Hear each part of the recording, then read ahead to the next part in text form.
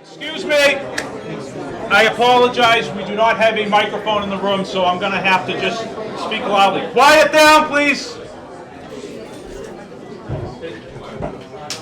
All right.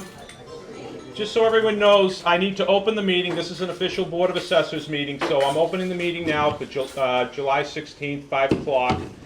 I need to go through some housekeeping protocols. Is anyone recording this meeting other than Lake Cam? Nemasket Weekly is recording it. Anyone else recording it for the record? Yeah, and introduce yourself.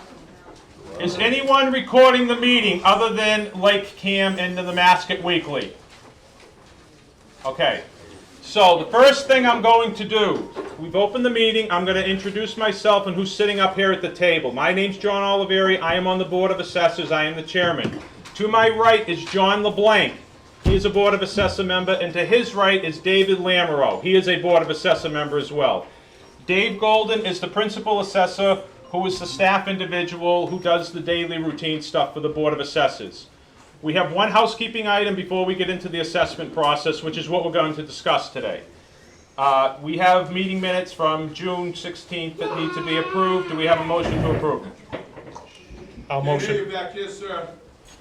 I motion to approve the previous meeting minutes. Do we have a second? Seconded. All in favor?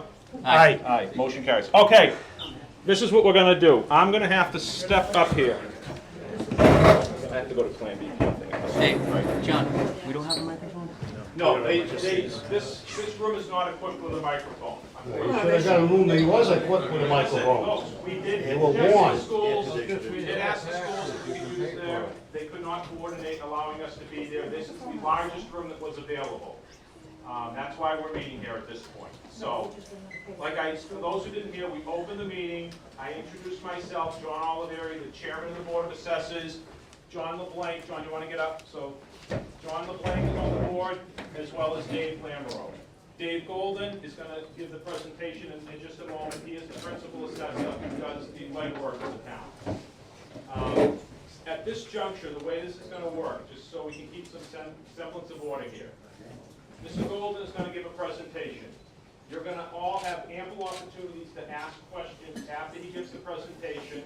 Once he's finished, there's a little podium up here. You're going to come up here, you're going to announce your name and your address, and then you can ask away. And I promise everyone will have an opportunity to ask a question.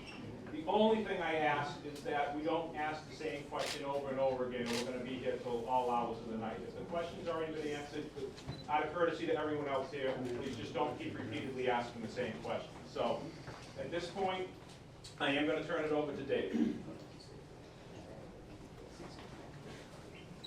Yeah, you can put that in here. Okay, great.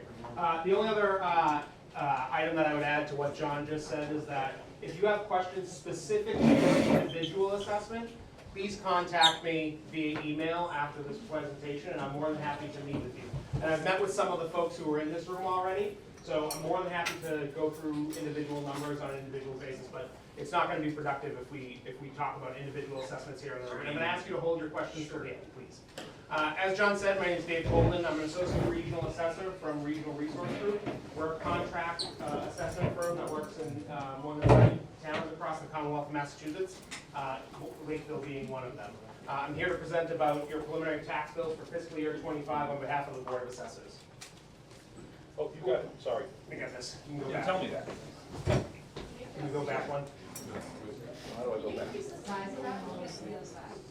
Unfortunately, this is as large as I can get this. I'm going to tell you everything that's on these slides, and we're going to post it on the website tomorrow, so you'll be able to see them tomorrow as well.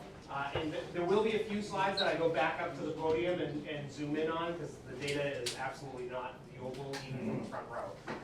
But for the bulk of this, I do need to keep it at the size that I have. Just a brief outline of what we're going to cover here tonight. I'm going to talk a little bit about the review that was conducted on the waterfront neighborhoods. I'm going to talk about the valuation method that's prescribed by the Commonwealth of Massachusetts. I know that folks have a lot of questions about Proposition 2.5 and how that applies in this situation, so I'm going to talk about that as well. I'm going to go over options for taxpayers who are having a hard time paying their bill. And then lastly, I'm going to discuss the abatement process, which is really your opportunity at the end of the assessment process to register your disagreement with your valuation with the Board of Assessors. So to start, we all know that the real estate market has gone absolutely bonkers in the post-COVID era. That has been particularly felt in waterfront properties, and I'm sure you folks have seen recent reporting that Massachusetts is the most expensive state to live in as of 2024. So we're feeling a crunch that's happening nationally in a more pronounced way, which is largely resulted from when I've talked to people. When I talk to people, I call it emotional buying. So what I've seen in the real estate market after COVID is folks come in, they see a property, they're excited about it, they're willing to pay whatever it takes to get that property. So that's inflated values all across the Commonwealth and really across the country. We've had some major sales around the pond since the COVID era began. The ones that I have up here on the presentation don't represent all of the sales around the ponds since 2020. I'm gonna ask that folks just keep comments down as well so that everyone can hear me. And I'm going to also introduce, this is my daughter Emma. My wife is traveling for work, and so unfortunately, she may try to come up and interrupt me from time to time. Please go back to your chair and watch your show. You can see there are a number of sales here that have toppled 800,000, and I think 4 or 5 that have gone over $1 million. That confounds us. That makes it really challenging for us to nail down valuations, particularly on property that hasn't sold in a very long time. One of the things that brought us to where we are today is that during the fiscal year 2024 abatement process, there was a group of folks from the Parkhurst neighborhood who brought forward some abatement requests. We responded to those abatement requests, and it precipitated us to think, hey, let's take a look at the waterfront properties all across town, see what's happening with valuation, because there's obviously some inequity there. I looked at every single waterfront property, and what we did was we worked to try to standardize the grouping of neighborhoods around the different ponds.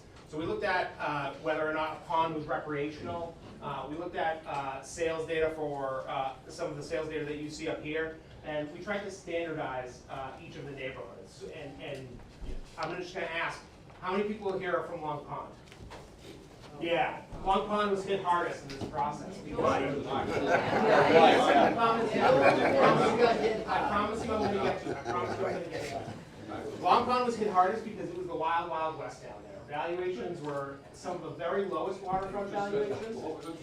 Some of the valuations were the lowest valuations on the waterfront. Some of them were the very highest on the waterfront. And in fact, there were some neighborhood codes that shouldn't have even been in use when I did my review. So again, I worked to standardize the neighborhoods around Long Pond, and that's what resulted in your jump in valuation at this moment in time. But as I've said to folks, some of whom are in the room, your valuation is not yet finalized. So the value that you saw with your preliminary tax bill, or at least the increase that you saw in that tax amount, that's not yet finalized. So I'm going to give Well, paying the bill is finalized. Well, paying $1,500 in a quarter, that's 2 quarters, that's finalized. You need to let him talk, down, I cannot continue the presentation. Just a point of No, folks. I already talked to him. Listen, I'm telling you right now, I'm not yelling. I need to make sure people in the back can hear me. You got to let him get through the presentation. I'm sure there's at least a couple of people here who know I also chair the zoning board. What they hopefully will tell you is everybody will have an opportunity. I will not cut this off. You will have an opportunity. You just need to let him get through this, and then you can come up and ask all the questions you want. So please, I'm just asking you to do me that favor. Let him get through this presentation, and then we'll go from there. Yeah, but he's doing a lot of talking. Listen, hey, listen. Don't get to it. He's got to do the presentation. Okay? Let him finish the presentation. He's doing a lot of talking. I want to hear it. One point of order.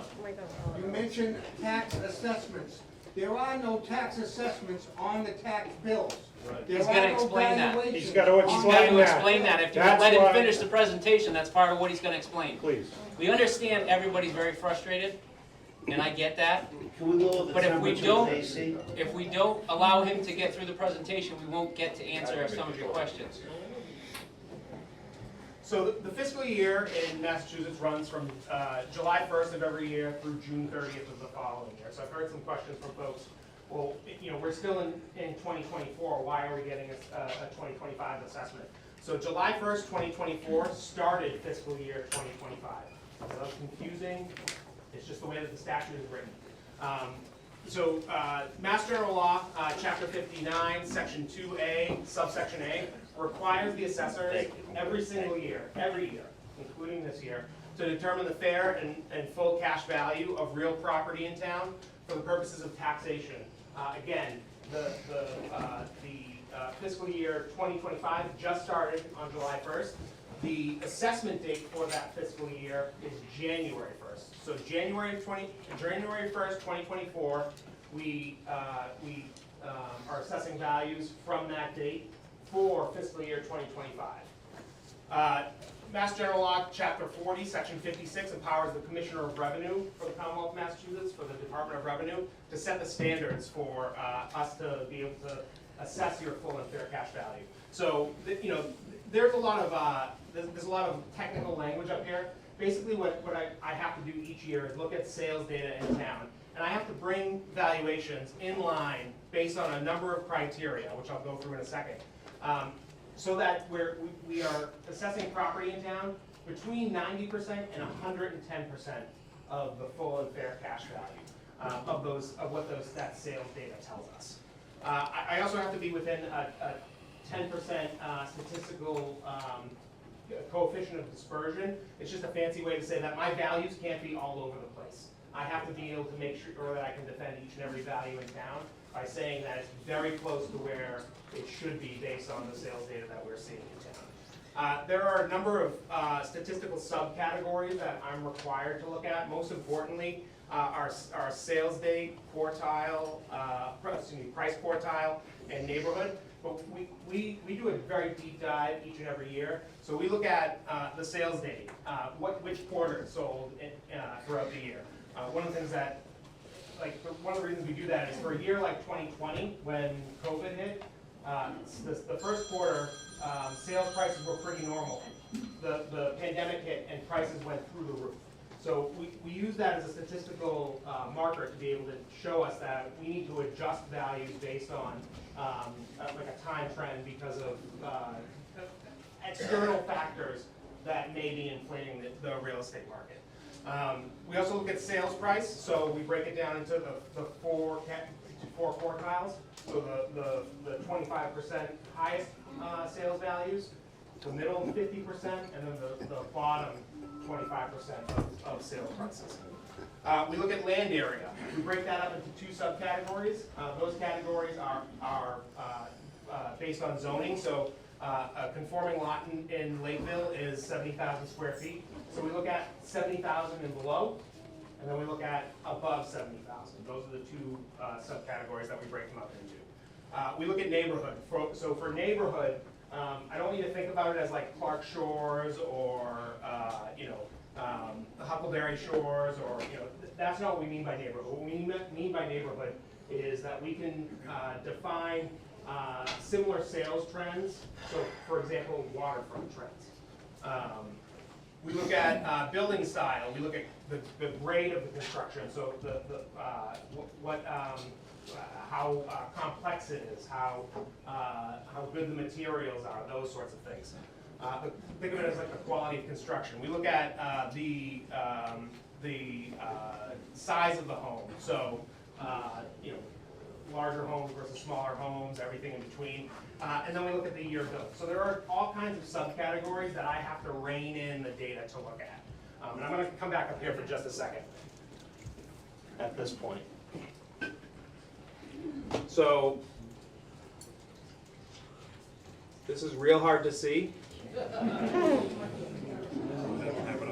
But essentially, this is what my statistical analysis looks like. This is one part of my analysis. So, you know, I compare the sales price to the, excuse me.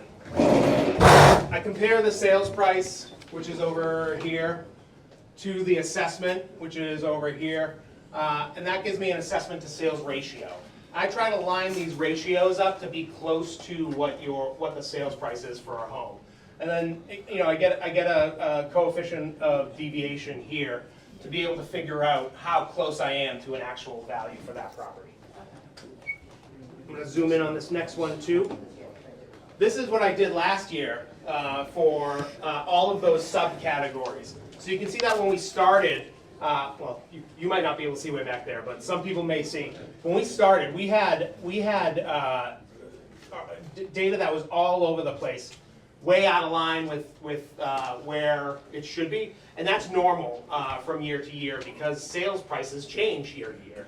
So I work to bring all of the data in line so that my coefficient of dispersion, which is just a fancy way of saying the individual values are close to what they should be.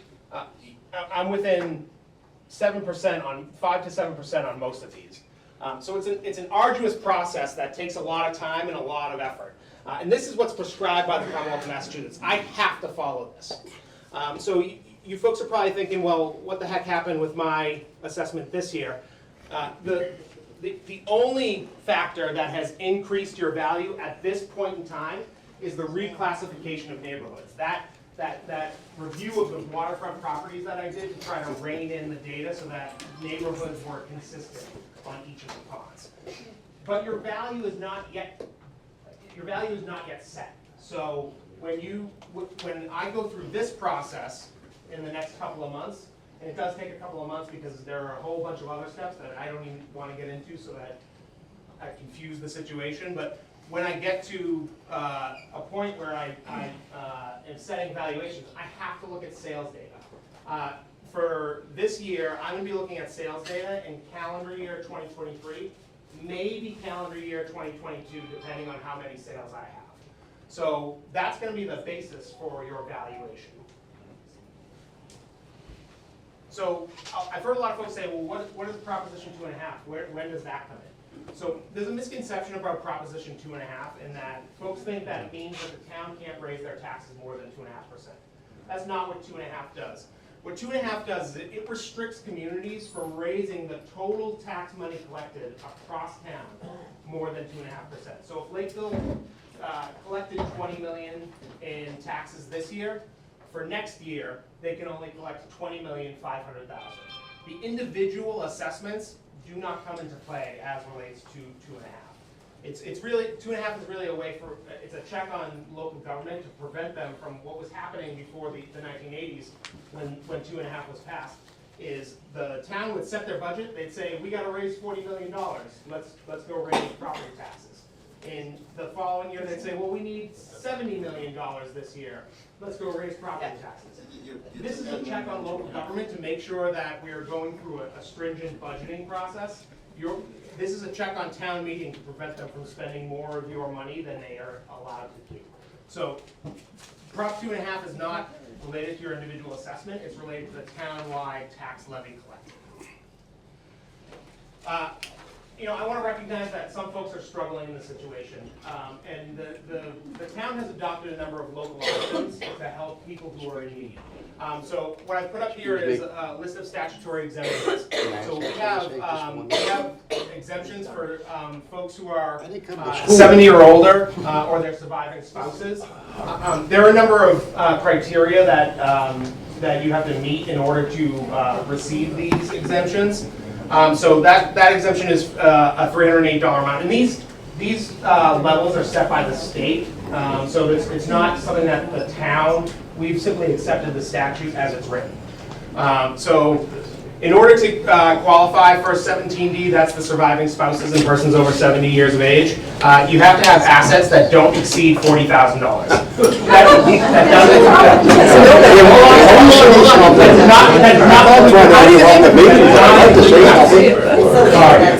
It does not, no, it does not include it does not include your real estate property. So,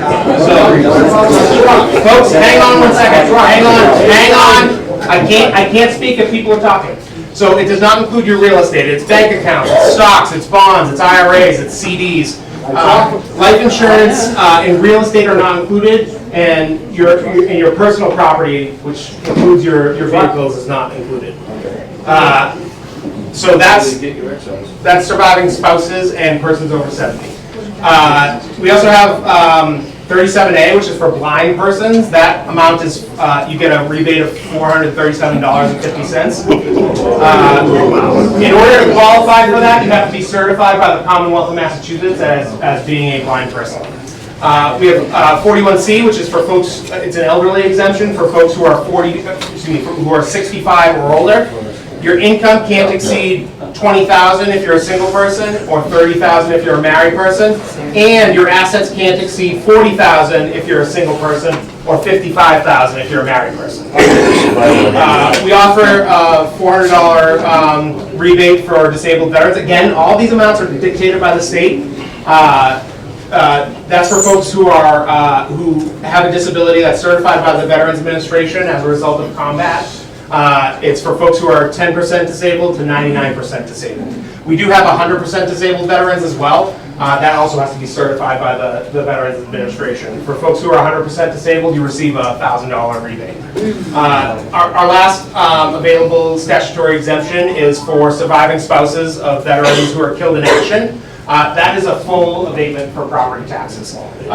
This is you have to be certified by the Veterans Administration that the death was the result of combat or combat-related activities on active duty service, and it has to be confirmed on your death certificate that that injury resulted directly in your death. Well, usually in your spouse's death. So those are some of the options. Those are the options that are available for folks to sort of defray their costs of real estate taxes. We've also spoken with the tax collector, and she's agreed to set folks up on payment plans if they're not able to get the whole tax amount in one payment cycle. Can you put the next one, John? Is it interest-free or 14%? All questions about the payment plans have to be directed to the treasurer collector. I'm not able to make any comment about that. So let's assume you folks get your new tax bill. The value may or may not have changed, and you're like, this is crap. I think the assessors are wrong. They did the data wrong. You still have a process that you can go to, that you can avail yourself of to register with the Board of Assessors that you think that we were in error. That's the abatement process. It's authorized by Mass General Law, Chapter 59, Section 59. It allows you to apply in writing and say, hey, you got it wrong. You give us some data, we review it, and the assessors make a decision based on the information that you as a taxpayer and I as the principal assessor present to them. I usually make recommendations to these folks, and they decide whether or not they're going to accept or deny it. If you're wondering if I ever make a recommendation that we accept an abatement, I do. So don't feel like if you avail yourself of the abatement process like you're going to fight town hall. One of the things I wanted to tell you folks is that I don't benefit in any way from making your lives more difficult, from raising your property taxes higher than you think they ought to go. I want to help take care of you folks. The reason that we're public servants is to make sure that the public is heard and taken care of. So I don't get a bonus by raising your values. I don't get any financial incentive. Neither do these folks sitting up at the table here. So we want to make sure that you have your day, the ability to be able to say to us, we think you're wrong, and here's why. Applications are available at any time, but the statute is written such that you cannot submit your application and we can't review your application until you receive your final tax bill. So there are 2 tax billing periods. The first is preliminary tax bill season. That's what's happening right now. That's your first and second quarter tax bills. When you receive your third and fourth quarter tax bills in January, that's the trigger for you to be able to come to us and say, hey, I want an abatement. The reason for that is because values are not set until you receive that tax bill. Bless you. So once you get that tax bill in hand, you can come in and register an abatement request with us. Let's say that the assessors review it, and just for the sake of argument here, they deny your application. You still have recourse.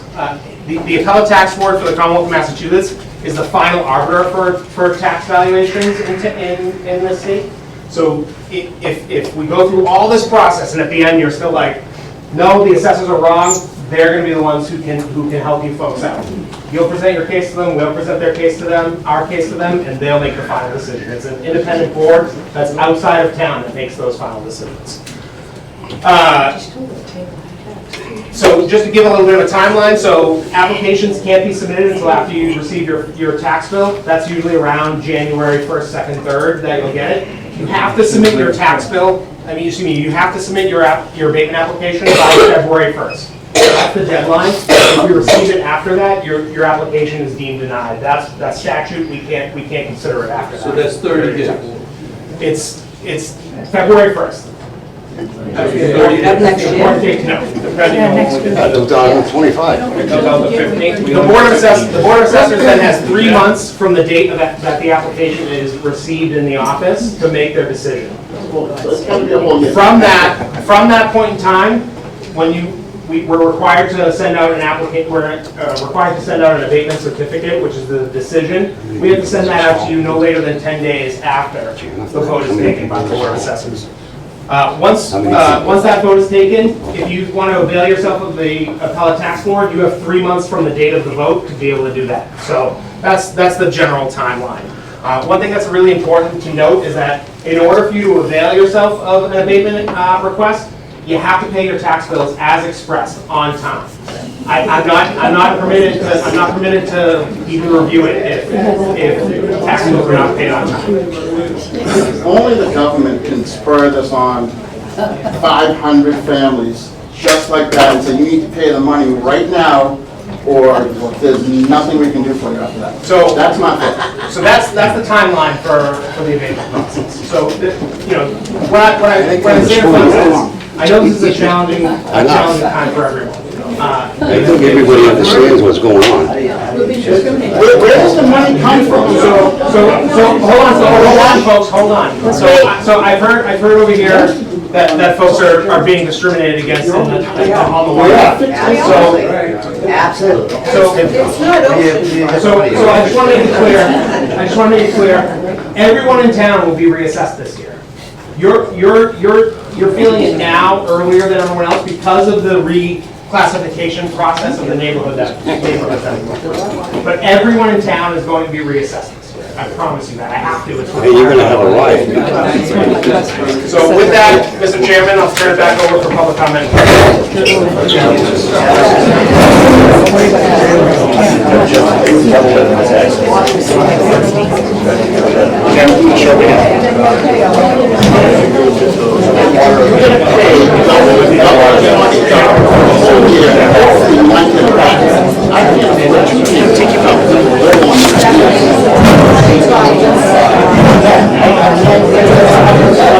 All right, listen, so he outlined the process. I know a lot of you thought it was detailed, it's actually a lot more detailed than that. I thank you for letting us get through that portion of it. I know people have a bunch of questions. The only thing I want to emphasize, and trust me, I wish we had more authority and more ability to do different things. As he pointed out, this comes from the DOR. This is statutory. The state dictates, literally dictates to us the way the process works, the way timing works, the way you have to pay your taxes before you can file for your abatement, when we can accept the abatement. I personally, as well as David, we have doubled, tripled, quadrupled checked. Is there a way around being able to do abatements early? There is not. The state will not let us do it. I'm not making an excuse. I just need to be clear to everyone that if any of us had the ability to ease what's going on right now, we would. Unfortunately, we can't. So at this point, I'm going to ask people who want to come up and talk at the podium. I just need two things. I need a name and I need an address. And I guess the third request is if it's specifically about your property, as David pointed out earlier, contact the office directly. We cannot get into each particular property tonight. A, we're not prepared to do that, and it wouldn't be fair to everyone else anyways, even if we were. We literally would be here till probably tomorrow morning, so. Sir, you're up. Vincent Triani, 24 Langlois Pine. Everybody hear me down there? No. First of all, everybody in this board should be ashamed, especially him. He's very arrogant. Excuse me, sir. We're not gonna do that, okay? No, I'm speaking my... Excuse me. I want to see him, okay? You can, listen, I'm gonna ask everybody, you're right, you can if you want to. I am gonna ask everyone to please, let's not let this get out of hand. Raise a hand. Who wants to start yelling and screaming and calling people names? Okay. I had to yell for them to hear me. I had to yell for them to hear me. Let's go with the masses. Let's not start this. There's no speaker. There's no speaker. Excuse me, sir. Just so everyone knows, these speakers, they're not speakers for masses. I understand that. They're Okay. speakers for Lake Camp. I understand that. Some people may Okay. not have realized All that. right. First of all, I'd like to see him. Okay, he's gonna do me a favor. He's gonna drop my property $200,000 and still have to pay another $2,500 on top of what I'm paying now. My property is assessed at $624,000 or $613,000. It's a fair price. My property is a fair price. It's not assessed at $1.2 million or $1.4 million. Okay? And if we have to fight with the state, let us know, because there's enough people here that we're gonna win and go fight in the state. But I didn't come here to steal, okay? I can tell you one piece of property, he put down everything he was sold. What about the ones who are sold? The ones that can't get the money. Now, I know one piece of property, there's 3 doors to my house, for 3 years, $700,000 was started, and they couldn't sell it for $550 on the water. Did he check that? No, he didn't. It didn't sell. Six blocks away from me, okay, not 6 blocks, but 6 blocks away from me, this property, this mega, okay? And they're paying only $1.7 million for assessment. How are you getting these numbers? People that are on the water are on the water. I don't care if it's recreational or not. Because you got people that are on the water, they get in their boat and come right in front of my house. Okay? You're telling me that they're not a recreational place because they're on the canal. Well, it doesn't make any difference. They have boats there, they get on them, and they come to the canal. Yep. They can have boats in the reservoir if you live on the water. That's a recreation to me. So if you're taxing everybody that's on the water, they should get taxed just like the rest of us. And I wouldn't have any problems with taxing, okay? If you tax everybody in Lakeville fair. We've been getting taxed on the water for years. My property went up $75,000 last year without doing nothing. I didn't complain. I paid the taxes. The year before that went up $28,000 because we're on the water. We're special. Well, when you go to try to sell it, they compare with something that's not in the water. They say, well, it's only worth about maybe $50,000 more because it's on the water. Well, how are we getting beaten here? My taxes went from $6,000 to $11,000. How do you justify it? Look at all the people in here. They're all old. That's right. I'm 77 years old and I have to deal with this? And you guys are the one that's supposed to be protecting us. Hey, if we have to do something with the state, tell us. We'll raise enough money that we'll fight the state. If you want to change the regulations, you have to do that at the state level. We can't change them. But you just can't go up $400,000 on somebody's property for doing nothing. I don't care what the state says. The other one, they're supposed to be fighting the state for us. Sure. They're based on sale prices, not houses that have been for sale for 5 years. Okay, I just explained it to you. A house, 2 houses door for me, couldn't sell for $500,000. It's on the water, I okay? understand that, but that wouldn't be taken into consideration anyway, because it didn't sell.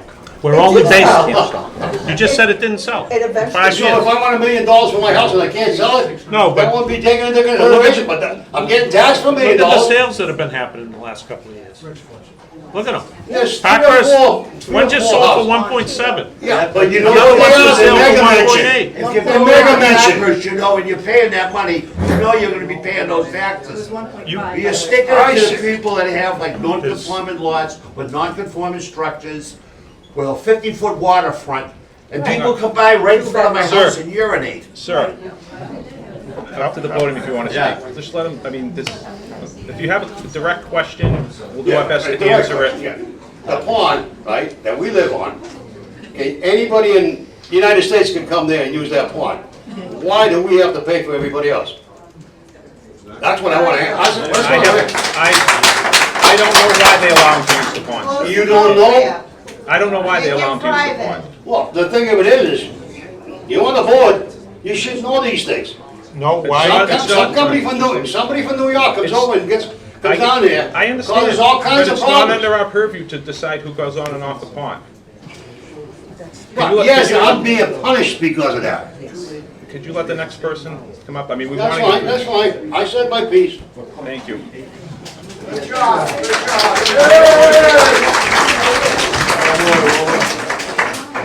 My name is Larry Kenny. I'm at 103 Hackett Avenue. Been in Lakeville all of my life. My question to these gentlemen is a logistic one. It's how the process took place. How there are no assessed values on my tax bill. There is a tax dollar amount I have to pay in August, but there's no value as to the assessment of my land and my home. They tell us that's going to happen in January. But before January, we have to pay these inflated tax bills for August 1st and November 1st. So it sounds like we will be eligible for abatements within reason based on our individual taxes. I know my next door neighbor's house sold 2 years ago for $435,000. Same property, same waterfront, wasn't on your list up there though. But what I'm saying is, it sounds like we will be eligible for abatements within reason. However, given that, how did this process come between 60 and 80% increases on almost a fictitious amount of valuation that hasn't been determined, according to you? It's not determined until January. And the second part of my question is, since we're going to be paying this inflated amount in August and November, come January, when we're abated the money that we've spent, is the town going to give us 14% back on the money that we've given them in advance? So that's a great question. Let me answer that. So as far as the bill and with the value being on the bill, that the tax collector the tax collector sends that out. They do not include that on the preliminary bills. They never have included that on the preliminary bills. I'm going to let David answer the question about the valuation. Yeah, so when your final value is set, so I think a lot of folks in this room are probably scared that they're going to have to pay 4 times what's expressed on their first quarter tax bill. The reality of what's going to happen is when your final valuation is set, your quarters 3 and 4 tax bills are only going to reflect the amount which you owe after your valuation is set. So, there are a number of scenarios. One, your valuation stays where it's at right now. Tax rate is set. You pay an additional 2 quarters. So are you going to reevaluate? Hold on. I want to get through this first. So that's scenario 1. Scenario 2 is that your taxes could go up. Unlikely, but I do want to be transparent. I have to do what the sales data tells me. Your taxes could go up, so you could be paying more than what's expressed in your first and second quarter tax bill. What I think is probably more likely for some folks in this room is that your final valuation will reflect sales data that could be at a lower amount than what your valuation is now. So just as a simple example, this is not me committing to anything. This is not me saying this is going to be your situation. But if you were assessed at say $600,000 last year. Right now, you've been jumped up to $1 million because of the reclassification, and that's the only thing that's happened for Waterfront at this point in time. Your reclassification is what has resulted in a jump in your valuation. Let's say you were 600 last year. You're $1 million right now based on the reclassification. When I do the sales review, maybe you go to 800,000. These are just round numbers. If you're based on your first and second quarter tax bills, you were supposed to pay $10,000 for the totality of the year. You've probably paid about $5,000 right now. But at $800,000, we'll say your tax bill will be $8,000. That means you only owe $3,000 for the remaining 2 quarters, $1,500 per quarter. So you're not going to be overcharged for the amount that your property is worth. You're going to be paying exactly what the taxes are based on the rate and the valuation. I understand that, but my question is, who determined that reclassification percentage? Because that sounds like, or that seems like it's way out of line with reality. I think. Who determined that jump from 60 to 80% in our tax bills? I think I've explained that already, and that was me who reclassified the neighborhoods based on the discussions that we had in the aftermath of the FY 2024 abatement process, that there was chaos among the neighborhood codes for all of the waterfront areas. So it was to standardize and create equity among the pond values. But you didn't see, or you don't comprehend that seemed to be totally unreasonable to jump people's taxes. I know mine went from $6,000 to $12,000 on a 60 by 100 foot lot on a 2-bedroom home. That didn't seem unreasonable to do that? You didn't expect to see the fallout that's happening here tonight based on jumping people's taxes 80% in 1 year? Very good.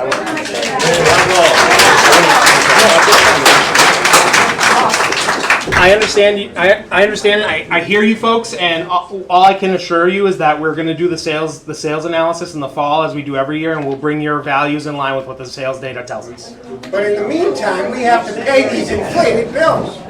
That's what you're telling us. You have to pay whatever the tax collector sent out for a bill, yes. See, I think that's unreasonable. If there was an option for us to change it, we would. There is no option. Why isn't there an option? Why can't? Here, back here. Why isn't there an option to reconsider these tax bills that we just received to be more in line what reality will be come January? But it should be anyway. Again, statutorily, I know you guys don't want to hear this. Trust me, I wish we had more flexibility. We don't have an option to change it. The process is dictated by the state. We have to follow it. If we could turn around and say, listen, let's tweak it now, we absolutely would. We can't. We can't. I want to make one quick announcement. A couple people have come up and asked me, it is hot in here. I understand. I have got in touch with building controls, and they're trying to change the AC so it does get turned up a little bit, so it's not as hot. Unfortunately, we don't have the control. Press the button here and it will go down to. I'm not touching anything without the building folks doing it. So, all right, sir, you're up. Thank you. Ed DeVito, 33 Nelson Shore Road. I believe I was on page 2. I bought it for $1.35 million 2.5 years ago. You just assessed me at 1.95 2.5 years later. Wow. All right, and I went from $13,000 a year, a $5,000 lift, $21,600. I'm going to be sending my house to college each and every year for the next rest of my life. It is absolutely crazy. Last year, I spent $2,000 for a private road that the town of Lakeville does not take care of. I plow my own road. We get nothing for our money. I go and pick up my mail down the street because Lakeville doesn't deliver it to me, but yet I have $21,600 now that is assessed at. It's ridiculous. I bought it 2.5 years ago, and you're saying that it grew in value by $600,000. So I was one of those crazy ones right in COVID that bought it for a little bit more than what it should have been. I don't think so, but the evaluation is just absolutely crazy. Especially when I'm paying $2,500 last year just on road work and HOA fees on top of everything else. So everyone in this room is feeling the pain. And the amount that's going up, last year 18%, this year 29%. It is absolutely ridiculous and unsustainable. That's all I have, no problem. Bravo.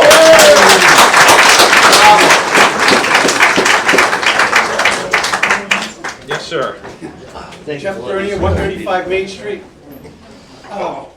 With this increase in taxation, does this exceed the Prop 2.5 levy limit? The question was, does this increase in taxation go over the Prop 2.5 levy limit? No, it doesn't. No. So the extra tax money, what, is put for the schools that aren't being managed correctly? There isn't extra tax money. It has to be. If your taxes have increased double, your taxes are doubled, You're getting double the money, double the tax. I'm gonna have Dave explain it, but you're not. The most we can collect is 2.5% over the total aggregate the community collects. That's it. It's just dispersed differently throughout the different households. Right, okay. My second question is, when you do assessments, you have a contractor do it, right? You're not, the state isn't actually doing it. I am the contractor. Okay, you are the contractor. Okay, you do comps. Is that how you do evaluations, by comps? Yeah, folks, I really hope that the presentation would hammer this home. Yes, I do comps. I base all of our final valuations on sales data only in the town of Lakeville. And Okay, but to answer your question, Hear me out, sir. Your sales data is not really accurate and applicable to waterfront property. Because you have properties on the pond, someone may have 100 feet of frontage, someone has 238 feet of frontage, yet the taxation on the land itself is almost similar. That's out of whack. That's incorrect. yep. So Yeah. New category.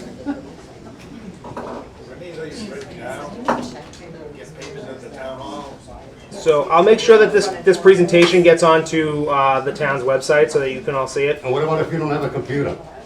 We will print up, we had the question, if we're gonna put the presentation, which has the information, if you wanna research it more, on the town website. The question came up, what if you don't have a computer? If you don't have a computer, come down to the Board of Assessors, we will print off a copy for you. That's fair. So yes, I do have to break it down into comparable properties. So I Right. look But at you have land area. I You have don't to have look. frontage. I have to look at individual criteria set by the Commonwealth of Massachusetts. Frontage is not among them. You're only taxed as being part of the waterfront if your property goes to the waterfront. So I look at sales date, sales price, land area, neighborhood. The neighborhood is the waterfront category. Building style, construction grade, size of the home and year built. So I compare all of the sales to those data points to try to bring in our valuations home. I think you had a question about 2.5, but it was a while ago. Can you repeat it? Oh, with What do we a do lot with the of- extra A lot of money? the properties are being doubled, maybe almost tripled in taxation. All that revenue, aren't you exceeding the levy limit under Prop 2.5? No. So what happens is when all the final valuations are settled across town, and that will be everyone, not just the waterfront people. Everyone will be revalued in the fall. When that happens, we divide the levy amount, the amount that's being raised by the town, across all properties. So it's not gonna it's not gonna it's like we're not doubling the amount of money we're taking in. As I said earlier in the 2.5 slide, we can only raise 2.5% above what we raised last year. There are some exceptions to that. It's debt and any overrides that you folks do. But you guys get to make that decision, not me. That's town meeting makes that decision. So let me clarify this, and I think this is where you're going. We don't, just to clarify it, I know you folks aren't gonna wanna hear this, but at the end of the day, the 2.5% means that's all we can go up. That's all the town is going to go up. What's gonna happen is some people's taxes are gonna go up 60%, someone else's taxes may only go up 2%. So at the end of the day, when you add them all together, that's the way it works. That's statutorily, the state says you can collect taxes based off of property values, and you can only go up 2.5%. So that's why. The whole town. The whole town, yeah. Yeah. Does that clarify it now? Yes. Okay, you good? That's what we're gonna pay for the rest of the town. Well, we got a long line, go get in the back. Tim Andrews, 51 Nelson Shore. I just have a couple of questions. But as far as neighborhoods go, Tim, can you, Sorry, you gotta yell. I'm very quiet unless I get really angry, and then I'll be really loud. I'm sorry. I have a few questions. Lakeville's revaluation schedule, is that 5 or 3 years? The full valuation is So fine. we do an interim revaluation every single year. I use the same criteria that I would do for a full certification year, which is every 5 years. But there's a deeper dive that happens. I have to send a whole bunch more information to the Commonwealth about our internal systems, so that they can grapple with how we've set up the underlying valuation schema. But I use the same data analysis process each and every year, including in those certification And years. so CAI, that's your company, is that? No, CAI is the mapping company. That's the mapping company? So you folks have probably seen the online map. You can go zoom in on your property, look at your property record cards and things like that. That's CAI. I work for Regional Resource Group. RRG is what we colloquially call And it. how many years have you been in Lakeville? This is my 4th year in Lakeville. So Yes. 2022, we did a RRG has reval? been, RRG has been in Lakeville for, I think, 9 years now. Okay. He's just a staff person from RRG at this point. Okay, so 2022, we did a reval, right? That was the reval year, Fiscal year. the major one? Because we had hearings, November 2022 was I think it fiscal was. year I think it was 2023. 23. I think it was Right. fiscal year We had 23. hearings though Yep. in 2022. Correct. Fall 22. We haven't had any hearings on this Yep. at all. No, We have 5, That happens in the fall. The tax classification hearing with the select board happens in the fall every year, including in certification years. okay. So, when do we expect the state to accept this? Do we know? Except my final valuations. Yeah. So typically, what happens is in September, October, I do the data analysis. The reason that it happens in the fall is because we also have to assess new growth in town. New growth is additional value added by new construction or the subdivision of lots. That's what new growth means. I have to figure out that amount before I can move into the data analysis process. So the new growth data entry is happening now. I'll analyze that in August. I'll tack down a new growth number, and then I'll move on to the data analysis process for sales.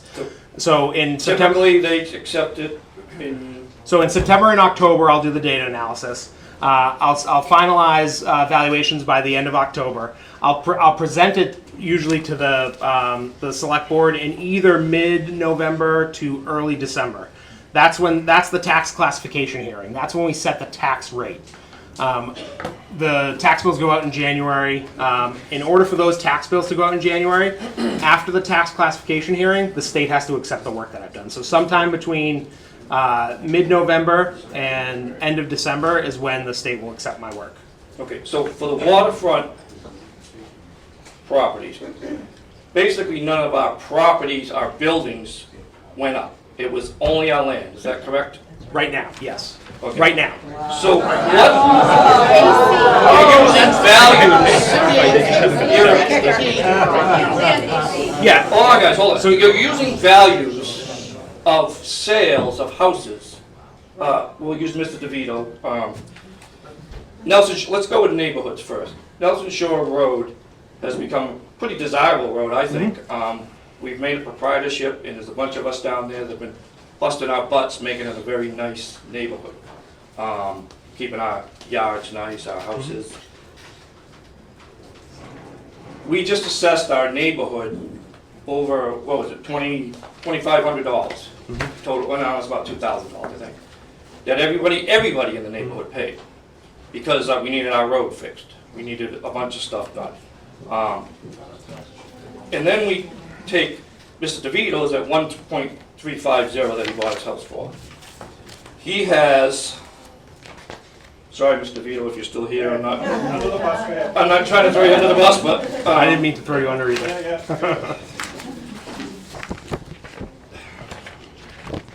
I believe he has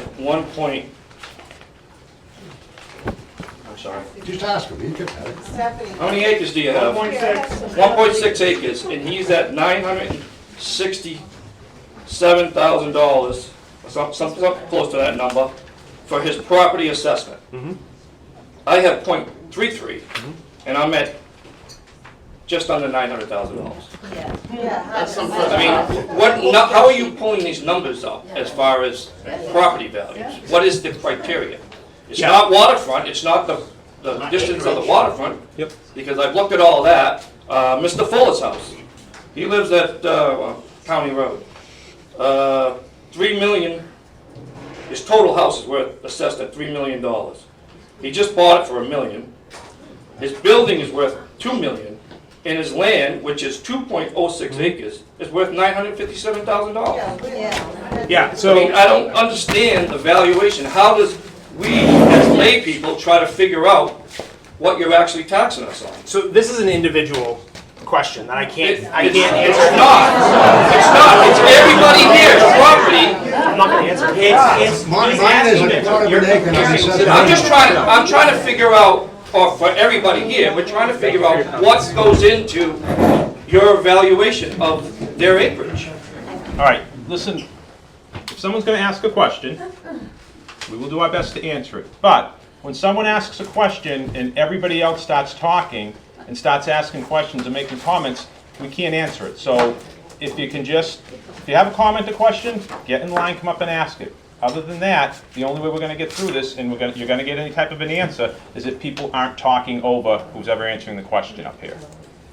So my question is, how do the residents figure out what their land is worth? So, again, this is In a roundabout way. This is an It doesn't have to be individual close. assessment question. I can't answer it because there's a complex system that underlies the valuation schema for the town. I can't explain that without having to do an entirely separate data presentation to you folks. If you have a hard time figuring out your land value, come see me and we'll talk about it together. But it's not just him, it's the whole room. I think Tim, it you was done? the path of least good? resistance. They did a percentage, and everyone got hit with a percentage, whether you were valued at $200,000 or $2 million. They did a percentage, which was the path of least resistance, If you and that's have what another would question, be you in can ask. charge If not, I'm for gonna have the next present. I mean, it's not Again- an answer, so I don't know. Again, if individuals, you can ask, you can turn around and schedule a time, come down to the It's assessment. gotta be something, Everybody. it's gotta be something that says somebody's property that's 1 acre is worth something versus somebody's property that's not. The land has to be evaluated at a percentage per square foot. Yeah, What is that, what's that number? 23 Hilltop Acres. I have quite a few questions, some of them were already answered, and so I guess I'll connect with you, David, outside. But I guess you were saying that you look at the house values, the sale values every year, and then you were saying that you're going to look at sales between 2023 and maybe 2022 for this year's valuation. Why in your slideshow are you presenting, I don't know, like 8 2020 sales? Are you looking at those as well? When do they fall off?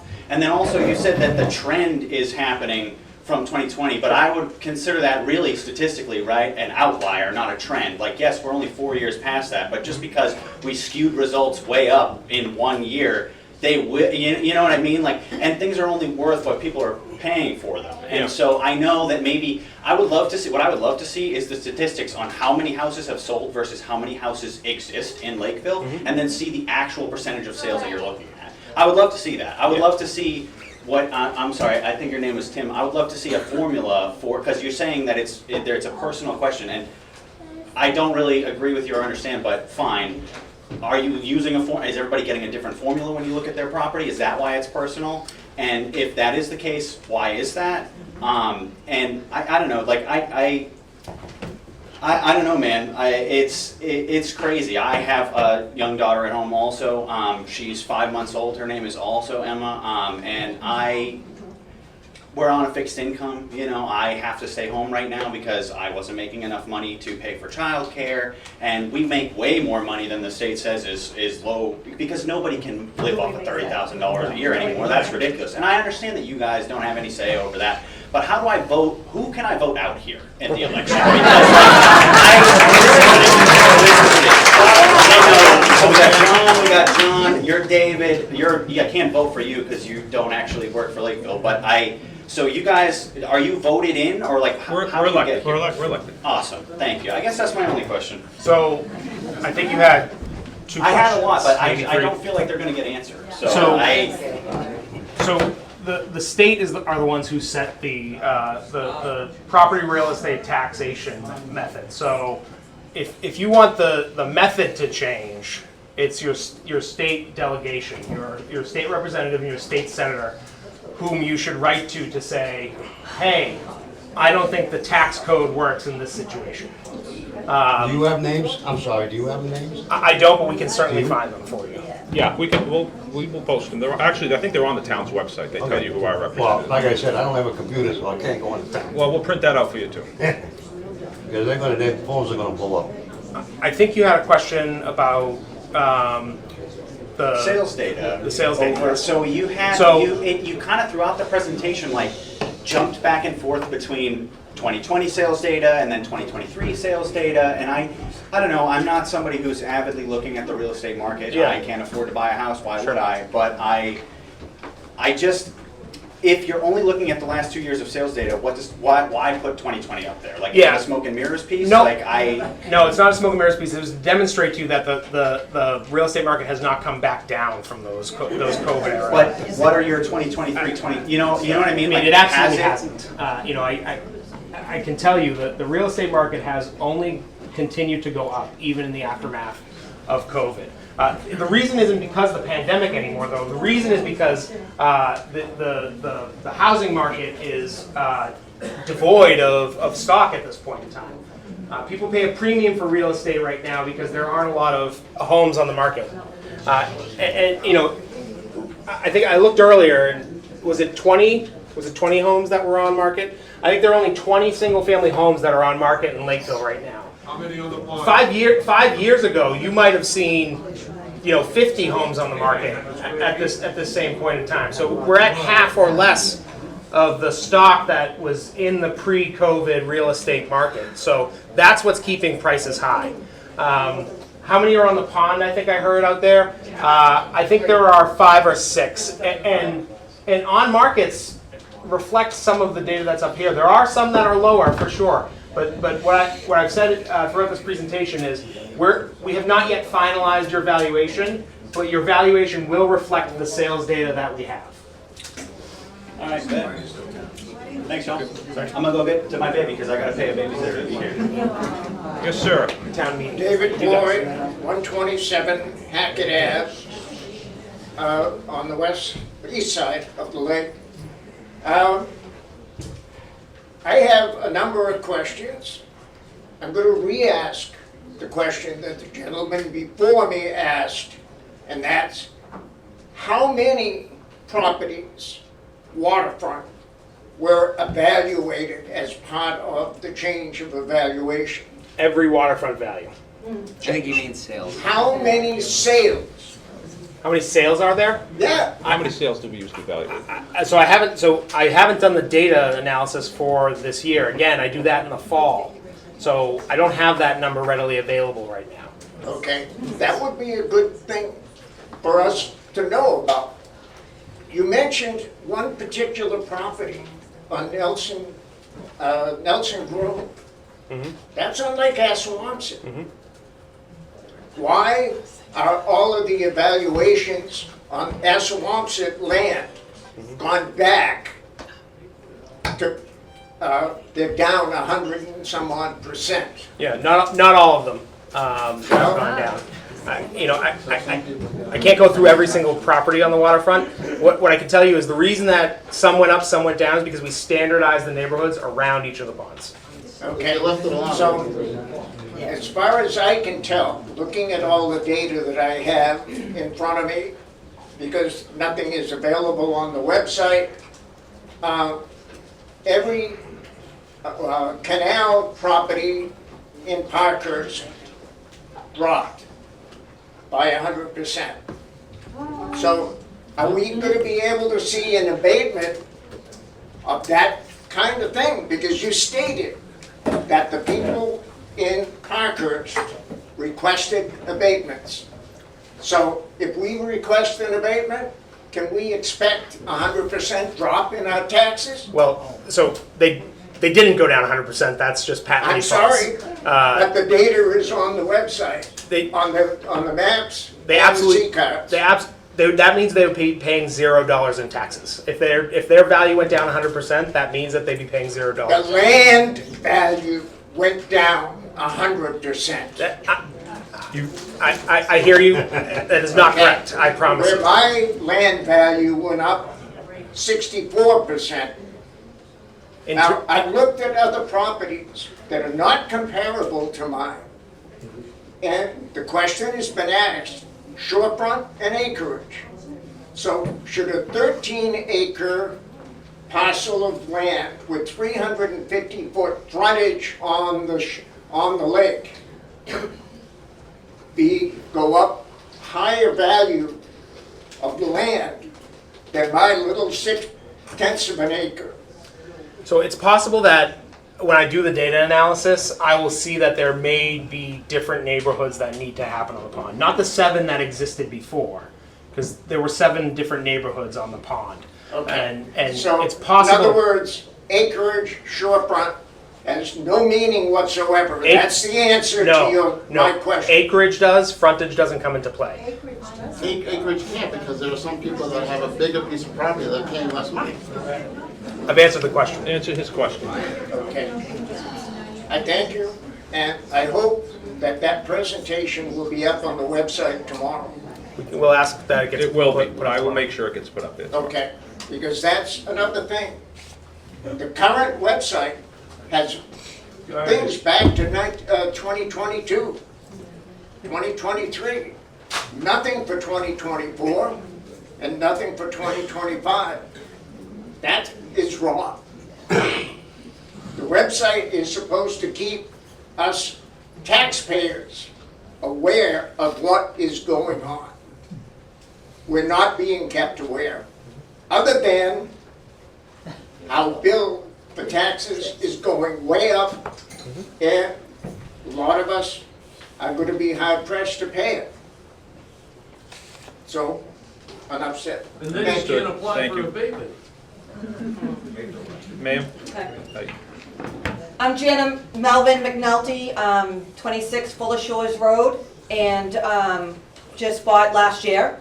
And there's a couple of things I've heard. I've lived off and on in Lakeville for a very long time, since I was young, but I think that one of the things that sounds like from listening to everybody talking is that the lack of transparency before getting this huge increase in taxes was very disarming to a lot of people. So I feel that maybe going forward, being a more transparent on what is coming down the pike would be probably helpful to dissipate some of the anger that's being directed towards you guys right now.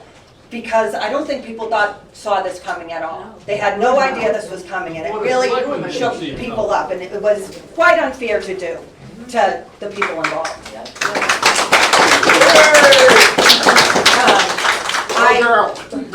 I would also like to request the town's definition of your categories of land. I'd like it to be formalized, maybe put on your website as soon as possible. What do you mean by recreational? What's our definition would be great. What is the difference between recreational on Long Pond versus, Assawamsett, like all different types? Why is some properties considered swamp frontage, but look exactly the same way as my frontage, right? So I think that it would be important to know what the different categories are by definition by this town, because that's not set by the state. Because I do understand there's some things that you cannot do anything about because it's state set, but there are plenty of things that the town itself can do to offset this. And saying to us in the fall that might or might not change isn't helpful, especially to people that are on fixed incomes, right? Or barely making it as it is. So I think it's important to keep in mind, especially when we talk about transparency, that saying things could possibly change in the fall. Your tax bill might not be that high for the next 2 quarters after this. It's not helpful to people that can barely pay their taxes before this increase, right? So I just want to point that out as well. I also would like a better understanding, and you did try to talk about the formula that you used, right? I'd like a better understanding of what that formula is, and you said it's set by the state and we can look that up.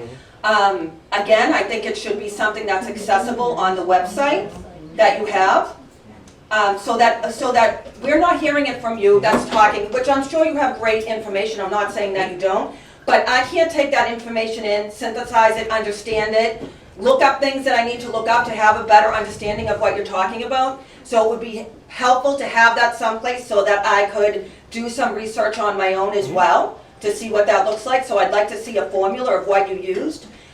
Because when I look at comps, because I have, of what has sold in the last year on Long Pond, we bought last year, right? Anyone could look up and see how much I bought, what the trust bought that property for, right? Why is my taxes going up $400,000 from what I bought it for last year, right? Because I don't think, when I look at comps, my 2-bedroom house, because you're saying are we being taxed not on the structure, are on the structure, I'm very confused. How does my 2-bedroom house with a loft and 1 bathroom go up $300,000 in 1 year, right? As your assessment. Because that comp, the house next door to me, was also bought new last year. And they weren't much higher than what we bought for. So I don't understand your comps coming from, bigger houses, multi-million-dollar properties, and my small little frontage with a log cabin, right? So I think it's very important to be more transparent on how your formulas are done. And then, again, I'm going to point out that when you say to a bunch of people, here's your tax bill, it's gone up 26% to, I think some people's has gone up 98%. Yes. Over 100. Over 100%. When you're looking at that, right, and you get that in the mail, and then we come to a meeting and we ask, how did you come up with that? And you show a list of properties, and again, I'm not saying that you're in bad faith or anything, but I don't know what those properties look like that you used as your basis for your comps, because I'm gonna guess from some of the addresses I saw, they don't look like my property, right? So I'm wondering why my property could go up $350,000 in a year since we bought it, a year and 3 months. Is that your question? Well, I'm just saying that these are things that I'm requesting, right? I haven't asked, because you answered, or someone answered what those are.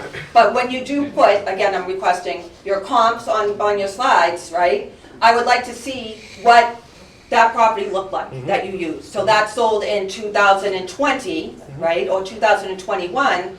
Yes, things were hot then, but we have a 7.5% interest rate going on in Massachusetts right now. People are not buying because of the interest rate.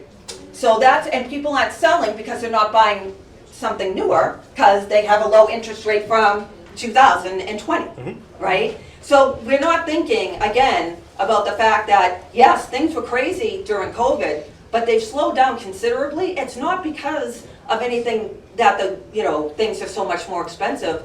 Like I said, you can look at how much we paid for that property on the water last year. And there is no way that it should be assessed at $350,000 more than what I bought last year. Because nobody's property value goes up that high in 1 year, right? For a small little cabin. I have one other thing that I wanted to request. Just saying, you said that valuation is a possibility in the fall. People can't live on a possibility, so I just want to put that out too. Again, we're talking about a lot of people on fixed incomes are barely making it as it is.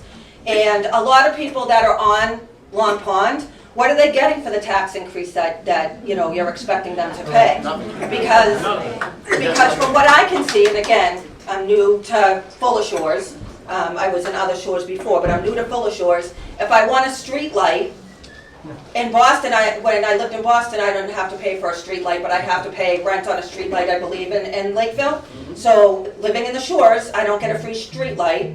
I don't get trash pickup like I get in someplace else. My roads aren't taken care of. The potholes don't get filled by the town. They don't get plowed, right? They don't get sanded.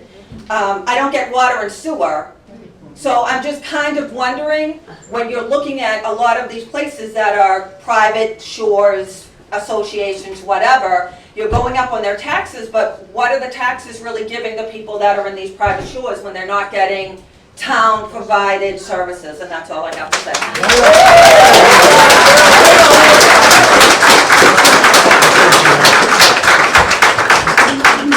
So, hang on, Brennan. So I'm going to just make a couple of comments on what she said. I don't think anybody on this board is going to disagree that you're probably the area on the pond getting the least amount of town services, because to my knowledge, there is not a public road that goes down to the pond. I get it. unfortunately, I know everyone's gonna hate that I say this, but again, that's outside, we don't make that determination of what services people get in town. So it's really got, you know, it is a legitimate concern, but But you made the taxes. we assess the value. Unfortunately, we don't even make the taxes, so. But to your point, yes, we will put as much information, more information that you requested as we can on the site, and as far as putting the formula up there, looking at how we define certain, trust me, the more information you have, the easier it makes life for everyone, only because even if you don't like it, you're still not going to be happy, but at least you're going to have a better understanding as how the process works. So we will do our best to get as much as we can, and again, I'm going to encourage you, please, call the office. David will meet with anyone and everyone that wants to come down and specifically ask targeted questions about, or talk to you about it over the phone. Am I correct? So, thank you for the comments. I'm Brendan Donahue, 87 Crooked Lane. I want to preface this by giving an understanding that my frustration with this situation is not directed at you, it's directed at the state. My frustration is not with them, it's with the state. I have a lot of issue with the state. I'm interested in fighting the state. But I have some questions to ask first. How does 40B affect real estate prices in a town? I honestly cannot answer that question because I don't know how it does. Okay. He said he doesn't know, but he doesn't know yet. So, do valuations of town? I'm not familiar with a lot of this. So, do houses all across town being sold affect these specific places? So, are these properties going up because houses are selling all over town, or only in their region? Yes, that's a great question. So the question is, do sales in other parts of town impact your valuation? The answer is yes. So when you look at the different criteria, so when I look at, for example, when I look at the style of building, so you might have a Cape style that's on the pond, and there might be a Cape style that's somewhere else in town, out on a cranberry bog, wherever. And so I utilize the data that I get from that particular category. When I break down all the Cape style homes, I try to bring them in line, just like I do, well, you can see it here. I don't think they can see it. Well, you can just explain it. So when I look at all the different styles of homes, I need to bring their statistical data in line with what my overall for the town is. So the style of building, as an example, can impact your value on the pond. Does that answer your question? Somewhat. So the problem that we're having in Lakeville is that there is a developer, and they have gone through 5 stages of home construction, saying they were supposed to have 40B with every step, and they haven't. They have only had homes, which means those 5 steps of building, which were done incorrectly, are jacking up the prices of these evaluations, and they have not done the 40B yet. So the purpose of all of these allowances, because these people, these developers, can overrule any bylaw, any conservation, anything, if they petition the state. They're not constructing the 40B, and they're doing it in the name of affordable housing, while in the meanwhile, making it unaffordable to live here for people who have been here for generations. So it seems a bit classist to me. It seems like age discrimination, because most of the people in these properties are elderly people.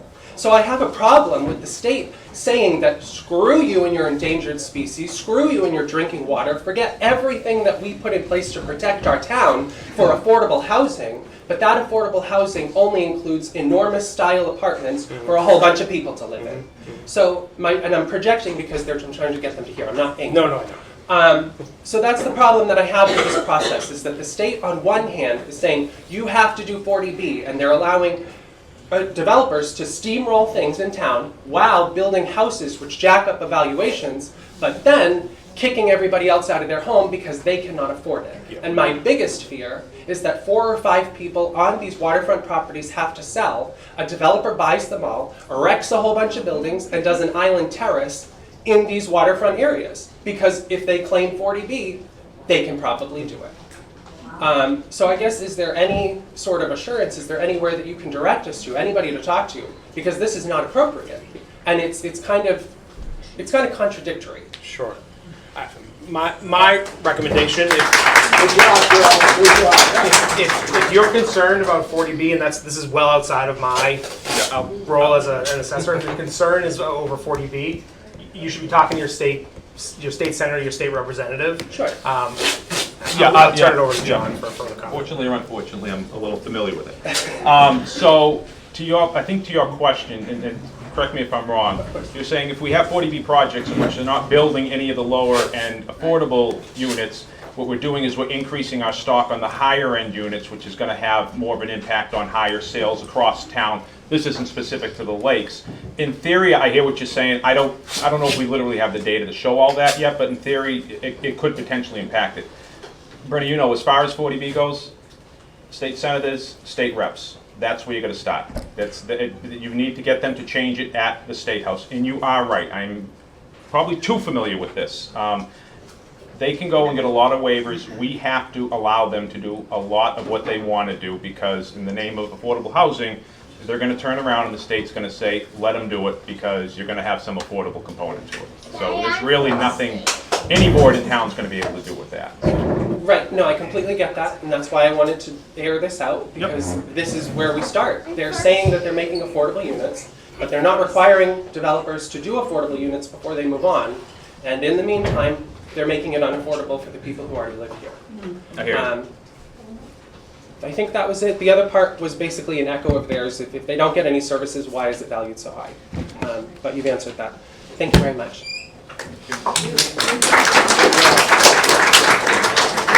Hi. Yes, ma'am. Kathy Bukiri, 11 Hilltop Acres Drive, also private shore road. We have no services. We have 911. I've never called it, so I hope they come. Okay. Anyways, my question's on abatements. So when can we expect our bill in January? You're going to get your bill. Your bill in January comes at the very beginning of the month. I don't think historically it's ever been received by anyone any later than the first week. So you usually get it right after the first of the year. I think after the New Year holiday, a lot of people are getting them in their mail. So. Okay, so realistically, we'll have about 3 weeks to figure out the abatement process, get everything to you, and you're going to review all these abatements before February 1st. No, and you submit them. All your applications have to be into us by February 1st. February 1st. But don't you have to review them by February 1st? No, they're in at February 1st. Okay. Then we review them. Okay. And obviously we need time to review them. My guess is we're going to have a lot of them to review this year, which is fine. We encourage anybody and everybody who's not happy with their value to send an abatement in. Okay. And as David pointed out, do we have 3 months? Or 3 months? We have 3 months, but historically, we always get them done before 3 months. It's depending on how many of them there are.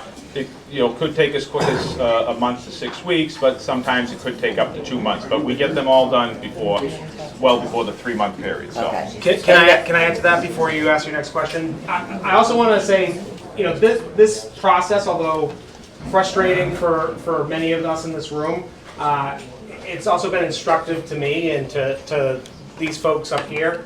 I'm going to work with the assessors. I've heard that you felt blindsided by this.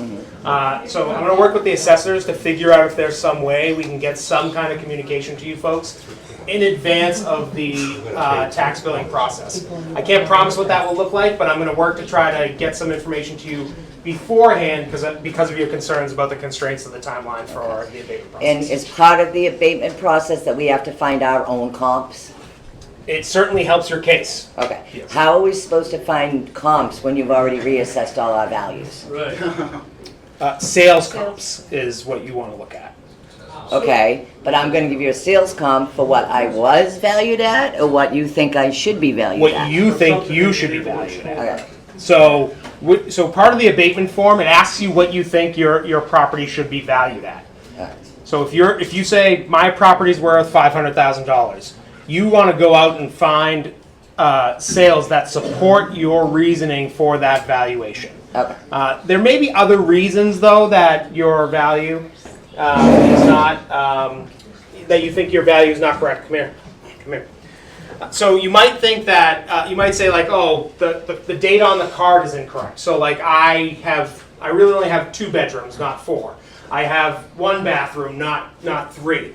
Some of those things may impact your valuation. Now, there may be also an error on the card for the size of the lot.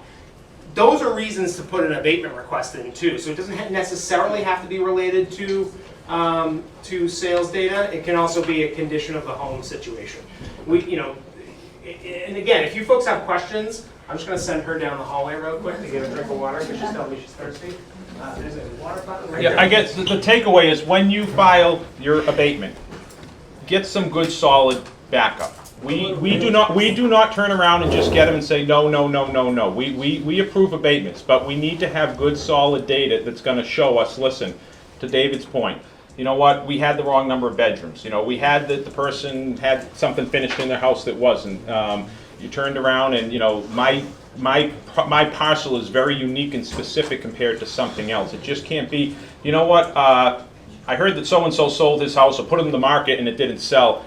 Unfortunately, we need real data and real information in order to be able to put the someone to come so- in and do an assessment? Okay, so my other question is too, is with these assessments and like really you've evaluated our land to go up, which really doubled our taxes, in my case anyways. But I'm a seasonal resident. The town says I may not live here year round. So why am I paying taxes year round and why am I paying these increases? If you're a seasonal resident and do not have year-round water, that can have an impact on your value. If you're a seasonal resident, just because you say I'm seasonal, No, the that has town nothing to says do with I'm it. seasonal. No, it has nothing to do with the town says. Okay. Has to do with whether you have year-round water or not. Did everyone hear that? Seasonal has to do with whether you have year-round water or not. It's irrelevant. There's been talk for years about there's a list that says this one's seasonal, this one isn't seasonal. That's not the case. That doesn't hold water, honestly. No pun intended. Well, I have people knocking at my door asking me, do I stay here year round from the town? They knock on my door and ask, and they have clipboards. But I have a well. So how are you saying if I have water year round or not? I've confirmed with the Board of Health because years ago there were some properties in town that had a restrictive covenant placed on their deed that said you can't live there year round. Right. You may be one of those properties. I am. A list of those properties does not exist. What's important to note is that the Board of Health has changed their regulations since those restrictive covenants went into place. So you could have that covenant removed if you have access, as John said, to year-round water. So if you have year-round water, your assessment is. Can I steal one of those? Yeah, sure. Thank you. Sorry about that. That's why I got it. So yes, you may be, and what I would encourage you to do is to shoot me an email. I can look and see what the data says on the system as to whether or not we classify you as a seasonal or year-round property. Okay. And it's impacted solely based on whether or not you have water. Okay, and then your email is this one here. Yep, it's dgolden@rrgsystems.com. Okay. Okay, all right, thank you. Again, for anyone who wanted to write down my email address, it's dgolden@rrgsystems.com. Is it on the website? Dave? Yes, you did a great job. His email is on the website also, and you can come to the office and we'll write it down for you. Yes, ma'am. Hi, Elaine Kudo, 11 Bristol Street in Lakeville. We've been in Lakeville over 50 years. Part of my property that I live on now has been in the family for 75 years. I love this town, but I don't love what you did to the people of this town. You're saying now that you should send a letter out and explain things. This should have been done beforehand. These bills should not have been sent out without you reevaluating, not coming up with numbers with new stuff. It's unfair. Most of us are on a fixed income like I am. If I went by that $40,000 to have in the bank with no pension, where would we be today? I'd be stuck in the gutters. Wouldn't be able to pay your taxes, that's for sure. That's right. You know, the thing is You're not telling us ahead of time that we're gonna get a 55% increase in our taxes. What would your parents do if you did this to them? I think it's awful. I really do. And you could say the state says this, but this is not the state telling you this. This is this board who came out with these numbers for around the pond. Because if it was fair for everybody, you would have gone up for everybody in town. And that's my feeling. I think it's wrong. You're taking 5 months of my Social Security now to pay the taxes, and now it's going to be 8 months. I don't have a pension. It's wrong what you've done to us. And that's all I have to say.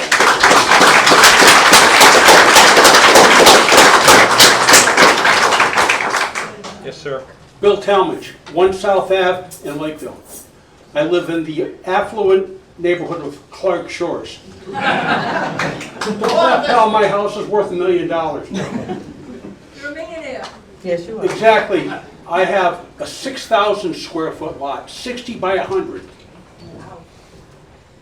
My land is valued at $775,000 next to a little beach.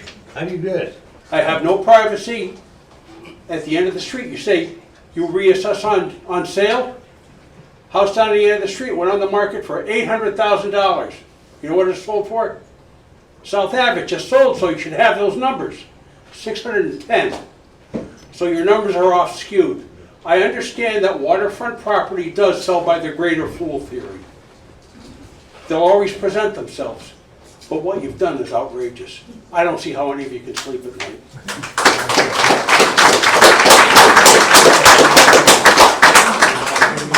Hi, Karen Osborne. I own a few seasonal properties. I have for over 20 years, 107 Hackett Ave. Karen Osborne, I own some seasonal properties in Lakeville, which years ago have been limited because of that. So I own 107 Hackett Ave, 209 Hemlock Shores Road, and 207 Hemlock Shores Road. And with all due respect, I find this, I just don't understand. I'm flabbergasted by all of this. I completely agree with what you were just saying, that the way this has gone about has been nothing short of shocking for everybody. So I really need to challenge, you have to open up and be more transparent. There was another woman a few back that said that.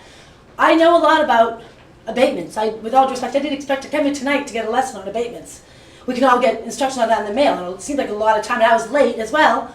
I don't know why this meeting was held at 5. A lot of us work, and we have to pay our taxes with the money we make at work, so it was a very early time for us to get here. So I missed the beginning of your meeting. I will go online and review and read everything. But I've had to have lots of appraisals done, and to the woman that asked, yes, your appraisal would be accepted. I believe there's a lot of questions from the audience that's not being addressed tonight, nor answered. And I know you can't answer them all, and I know people can't speak, but some people are speaking in general terms because everybody is experiencing the same problem. And there's a chance that you've made mistakes here. I have a specific question. How has your spreadsheet been designed? Because I do think that, before I find that question, I do find that a lot of the information I'm hearing is misleading, greatly misleading, because it's not all on the state. The abatement process is strictly on the state. That is dictated by the state. But you said yourself, you figure out the tax assessments. So I really want to understand more about, what do you mean by neighborhoods, and what does that mean? I mean, we're all living in neighborhoods with, majority of them with very small houses.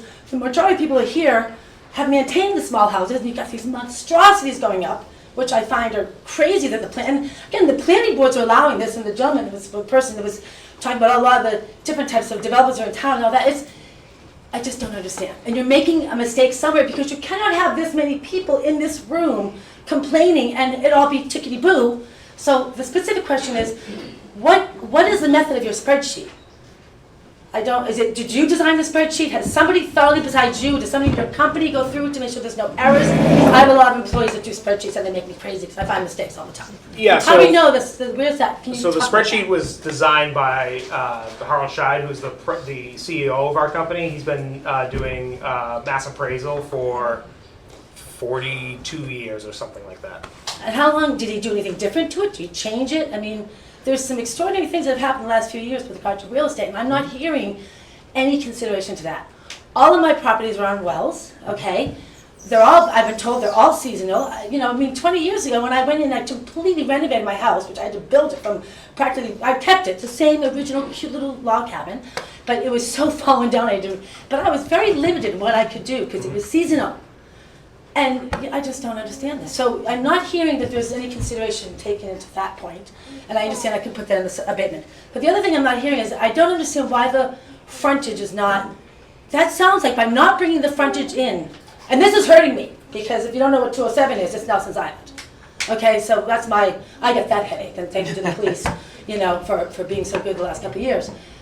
But I don't understand how the frontage does not come into play. It sounds like it seems to be very unfair that other people have little small lots, and then someone, because you know a lot of these properties, they go right back, some go right back to 18. How is that not coming into play in your list of criteria? It simply doesn't. It's based on the But it fact. doesn't, but that's not a state issue, that's, you're determining that, or I don't understand. So the categories that I showed you are the ones that I'm required to That you are utilize. deciding to require, That what? that you're requiring? No, that the state requires me to. So you're saying the state, because I'll go do some research, does So- not so- require that to be considered, but when you talk about valuations, it So I does. can't speak to other communities in Massachusetts other than the ones that I work in. I do have one other coastal community. Well, no, this is not a coastal community. I do have one other community that has waterfront property. It's a coastal community down on Martha's Vineyard. Not going to be comparable, That sounds like. but we don't use frontage there either. What about Freetown? I don't work in. So you're Freetown. saying that is a state, that's a state criteria, they So you- dictate that by law? the value of your Or is land- that decided by the? The value of your land is based on the size of the lot as compared to the neighborhood that you're in. No, I'm asking you, does the state dictate that the frontage is not, I'm hearing, is it local or state? You keep saying state, I don't know if that's true. I'm not aware of any community that does frontage, so I can't speak to that. So you don't know. Can we get that answer? And can some of these questions that we're not going to answer tonight be provided? Yeah, that's the state The guidelines. state guidelines say to use area, not frontage. There's no mention of frontage. There's no mention of frontage to be used in the state guidelines. The state guidelines dictate. It's really what sets your value is the sales price. So someone could buy a piece of property that has 100 feet of frontage that they might buy that for $1 million, and someone might buy the property next door that has 30 feet of frontage for $1.1 million. It's all driven by sales data. So Okay, frontage is not what does it. It's the size of the lot. And I'm hearing that, I'm not so sure, so I'll go do some homework. But there's a very specific question. Of some of the answers that are not being given tonight, or some of the questions not being answered, will you be giving them in some sort of a minutes? And can you provide those answers? Because I've heard a lot of questions that were not answered tonight. I'm If not you gonna have- start repeating them all. Again, if you have individual questions that you don't feel were No, the answered, audience has asked questions and they've not been answered. How are these questions, is there going to be another meeting? Because this is not going away tonight. So how are if we you going have to get other some of these unanswered questions questions, addressed? please today? contact me.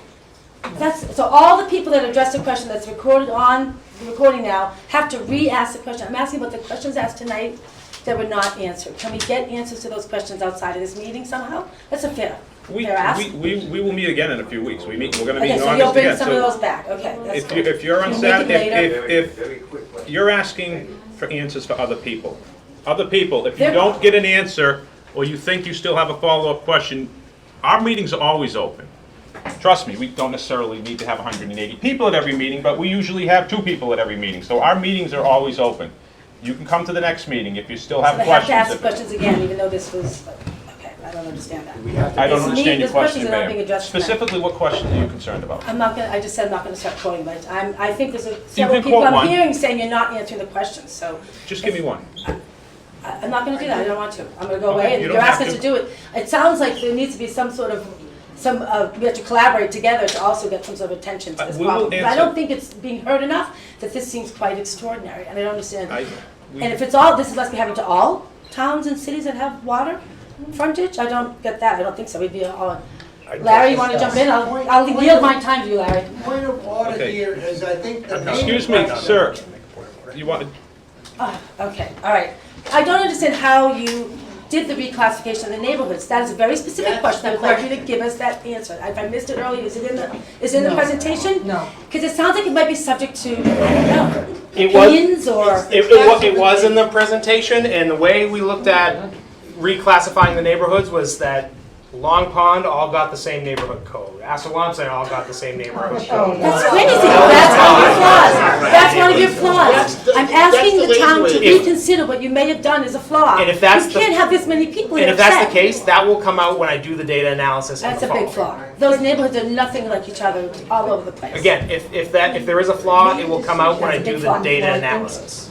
So can you share how, if someone wants to, now I'm going to say this on behalf of everybody, when they're going to file abatements, but you're going to be inundated with abatements, how are you going to share what you did on our property specifically? How deep can we dive? Well, we're having to build a case to argue against what you're demanding we pay in taxes. And when we do that, it would be very good for all of the people that have to file, that you'd inform them what specifically did you use for your numbers that drove their properties up. When I hired an appraisal to do an assessment for my properties, he gives me a 35, 40-page report. But he doesn't charge me taxes for the next 10, whatever. Do you see my point? So how are you going to tell us that? We can put sales data on the website. Something, but and it'll tell you exactly. Okay, so all right, I think I've had more of the questions I can communicate to in person, but I will repeat. This is just unfortunate and sad, and I really feel for all the people who are retired. And all. You really need to reconsider what you've done, please. I appreciate it. Yes, sir. I have a quick question. Go ahead, no, you're good. I met with that gentleman, okay? And he still hasn't told me how he came up with a formula. A quarter of an acre is worth $800,000. 6 acres are worth $900,000. What formula did he use? Now I have a lot that's 4,500 square feet. 600,000. What formula did he use? And he couldn't answer my question, and he says, oh yeah, well, it's gonna go down, but it's gonna go down 200,000 instead of 400,000. That's all I gotta say. You're talking about all around, you still don't answer my question. How did you come up with a formula, what you charge for land in Lakeville, on the water? Thank you very much. Yes, ma'am. Hi, Rachel Bourne, 28-ish, Dunbar. I don't actually know the address, so sorry. Okay, so I sent in some questions that were emailed in. Are we going to get those answers via email, or should I ask them? You can ask them now. When everyone's done, I am going to ask any questions that were forwarded on to me. Okay, so I'll skip some of these, that's fine. Okay, so... if they haven't already been answered, obviously Yeah. I'm not going to... So when you showed the list of properties that had sold in the last few years that we used as the assessment, you said there was more. Will the full list be included in the PowerPoint that's going to be shared on the website? No, so the information I shared about the properties was simply to demonstrate to you folks that we have seen a trend of higher than usual sales on the waterfront. Those are not the only data points that are used when setting your valuations. I have committed to putting the sales data that I use on the website. Perfect. But that's not going to happen again until the fall.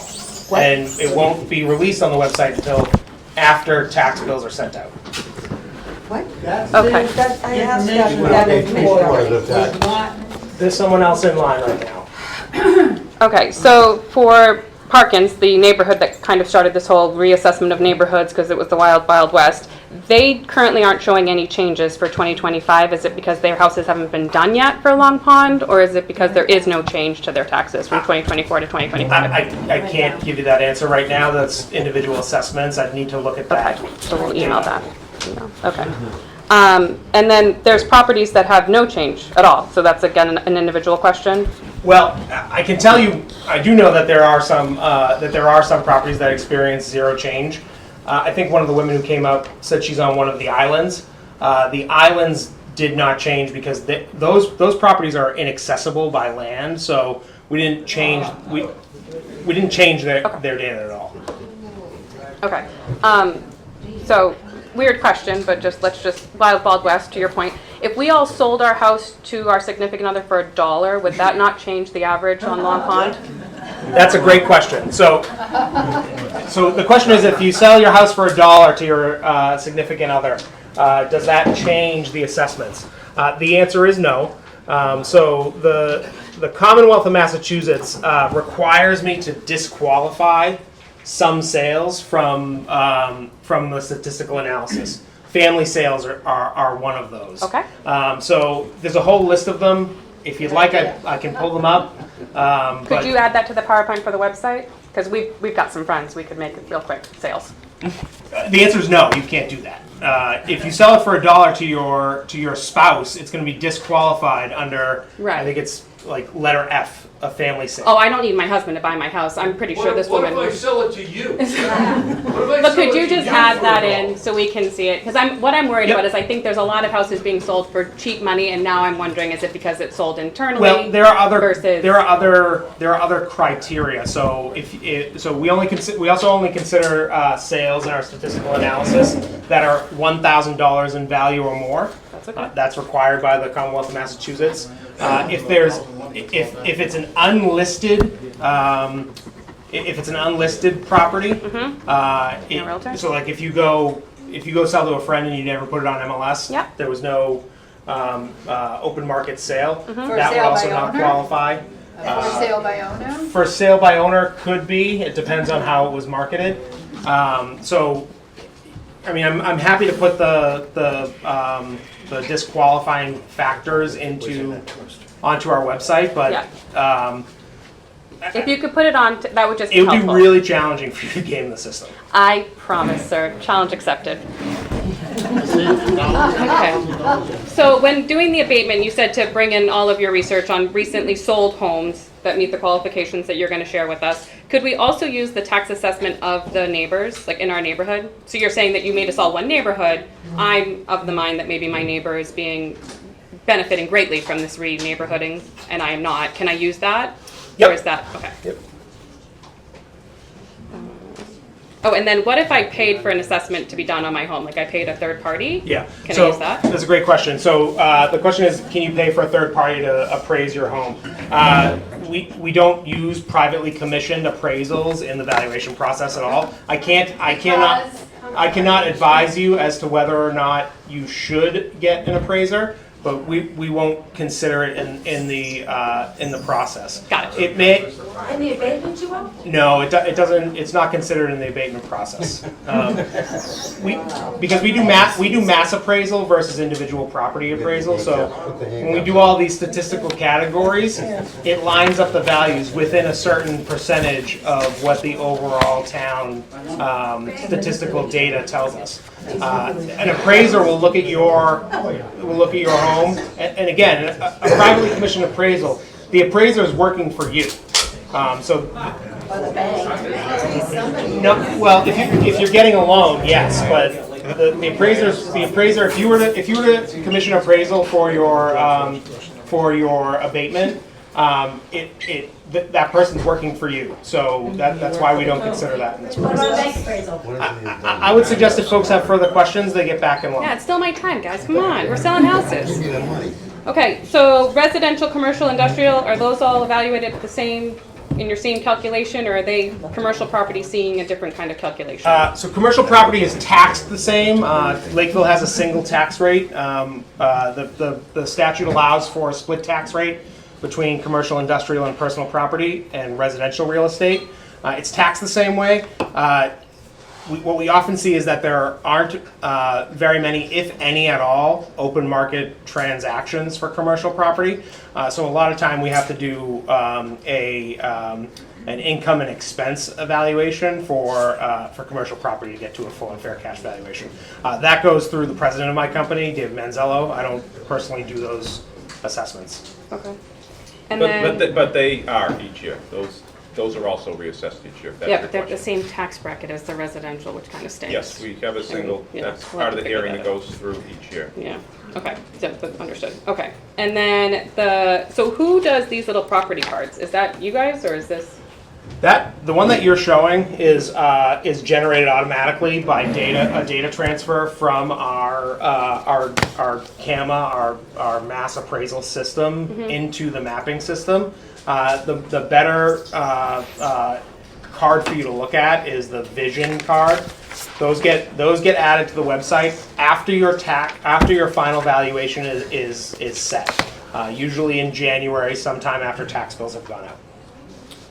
Okay, so just a request, now that we're making a little request, there's missing information, but it's included in the total, so this math doesn't math, and that's kind of strange, just so you guys know. Yeah, we don't control that one, we only control the vision card. Okay. Vision has more information in it, and Yeah, but it only has 2024, not the right, 2025. because Vision doesn't get updated till after the final assessment value. Okay. Cool, thank you. Yes, sir. Lawrence Healy from Mona Street in Lakeville. I'm one of the folks that have a circumstance that's interesting. Now, you explained earlier today that you review the houses, the structures, and the property, and you come up with an assessment.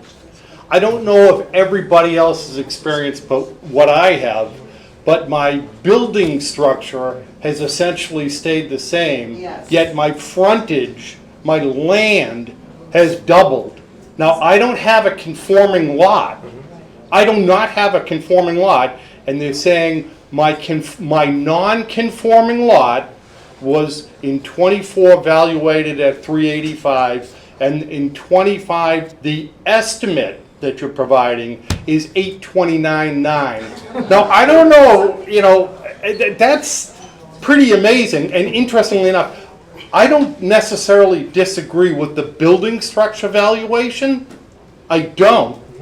But the land valuation is out of control. The other thing that you've stated is that you base it on recent sales. Well, the recent sales are anomalies. Exactly what you're trying to rule out in $1 sales. So, I mean, again, recent sales of what? There are 400 homes on the lake, on this lake. And what are you basing all of these changes on? So 380 people, because there's been 20 sales, 380 people will have a valuation change like this? That's insane.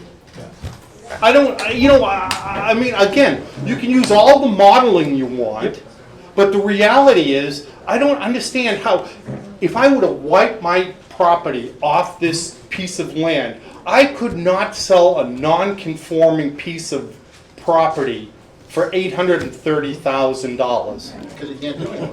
I mean, and that's all I have to say. I don't know if everybody's seeing the same thing. Building is essentially the same. Valuation of land is doubled. Or if it's not doubled, I don't know. So something is not skewed properly. I hear you, and I promise you I'm going to look at the sales data and make sure your value lines up with that. Have you considered Thank you. a second opinion on his opinion? Again, you should get in line if you have a question. It's just a simple question. Have you guys evaluated his second opinion? You've been here since the beginning, sir, correct? I know. Line's over there. Hi, my name's Sandy Pellerin. I live at 5 Pilgrim Road in Lakeville, which is part of Churchill Shores. My taxes went up. My husband and I are on a fixed income, okay? He is a Vietnam era veteran, served this country, even though he didn't go over there. He's given money to help with the taxes, but the taxes are going higher than what they should be. Now you're indicating that it's based on land. My question is, how can you justify increasing the taxes so much on data that you just compiled and then go back in the fall and justify it again? How can you do that? I think I understand your question is why are there two adjustments? Yeah, well, exactly. How can you adjust it now? Why wasn't this done in the fall altogether, and then this meeting wouldn't have happened? Well, truthfully, it's helpful that this meeting has happened. So, if this adjustment happened outside of your ability to come through, I'd have 150 abatement applications rather than me having another opportunity to take a crack at your property and see if we can make sure that it's right. And if it is based on the sales data, we'll accept your abatement, but it may not be approved if the sales data says that your property is correct. The reason there are two adjustments. The reason there are two adjustments at this point in time is because we looked at the consistency of neighborhood coding after our abatement period, which again ended on February 1st. We responded to abatements in March. Right. That's the time period when the reclassification happened. The sales data will be analyzed just as it is every year in the fall. All right, another question. I don't live on the pond. I don't have waterfront property. I'm 3 blocks up from that pond. So how can you classify my taxes going up just as much as somebody that lives right on the waterfront? Good question. Are you saying that your property is being classified as waterfront? No, well, it seems to be that way. I've never paid so much. The value of my home hasn't gone up. So I think you and I we should set up a meeting separate from this so that I can look at your data, because I don't know the particulars of your property right now. I'm not, what I'm saying is, are you evaluating like Clack Shores, Churchill Shores, Heaven Heights, whatever, all in one, even those people that do not have lakefront view? Lakefront property, so view is not a factor. It's whether you're waterfront or not. We're not. So if you're not, you should not be classified as waterfront. Then So why would my taxes go up? again, that's individual assessment. We've got to get together outside of this meeting. Okay. A second question I have, okay, is why didn't you hold this at Apponequid High School with air conditioning? I would have loved to hold it at I've said this earlier, but if those who didn't hear it, I would have loved to have held it at Apponequid. We did reach out. They were not able to accommodate us. Oh, okay. So, Okay, all right. unfortunately, it's a regional school district, which means they play It by is. their own rules. It is. It's like talking to another town. Right. My opinion, and this is my opinion as a person, is that I feel that with this train coming in, more from New Bedford area, Fall River, whatever, those people's taxes are gonna probably go up.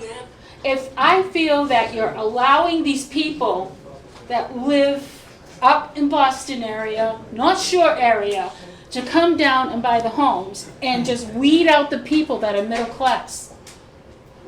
And I don't think that's fair. A lot of us cannot afford a high tax racket. I agree with you. Unfortunately, I can't.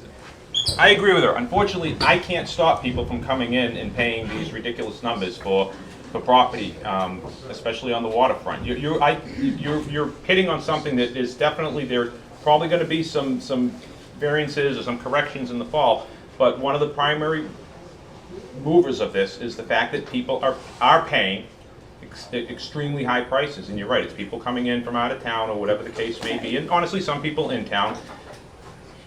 They're going to price the people out. You are absolutely correctly. There's been numerous articles written about it in regards to, this isn't just happening in Lakeville. I'm not saying the exact same things happen in other communities, but trust me, go on Google and talk about assessment valuations in general going up in communities. And there was just an article, I forget which paper it was in, a couple of weeks ago or a month ago. It is forcing young people and older people to have to move out of the communities that they're in. I'm empathetic. Unfortunately, what's driving it is the fact that people are paying these ridiculous numbers. So don't you think that the town of Lakeville should put, I don't want to say a freeze on how much you can sell your house for? Just, no. I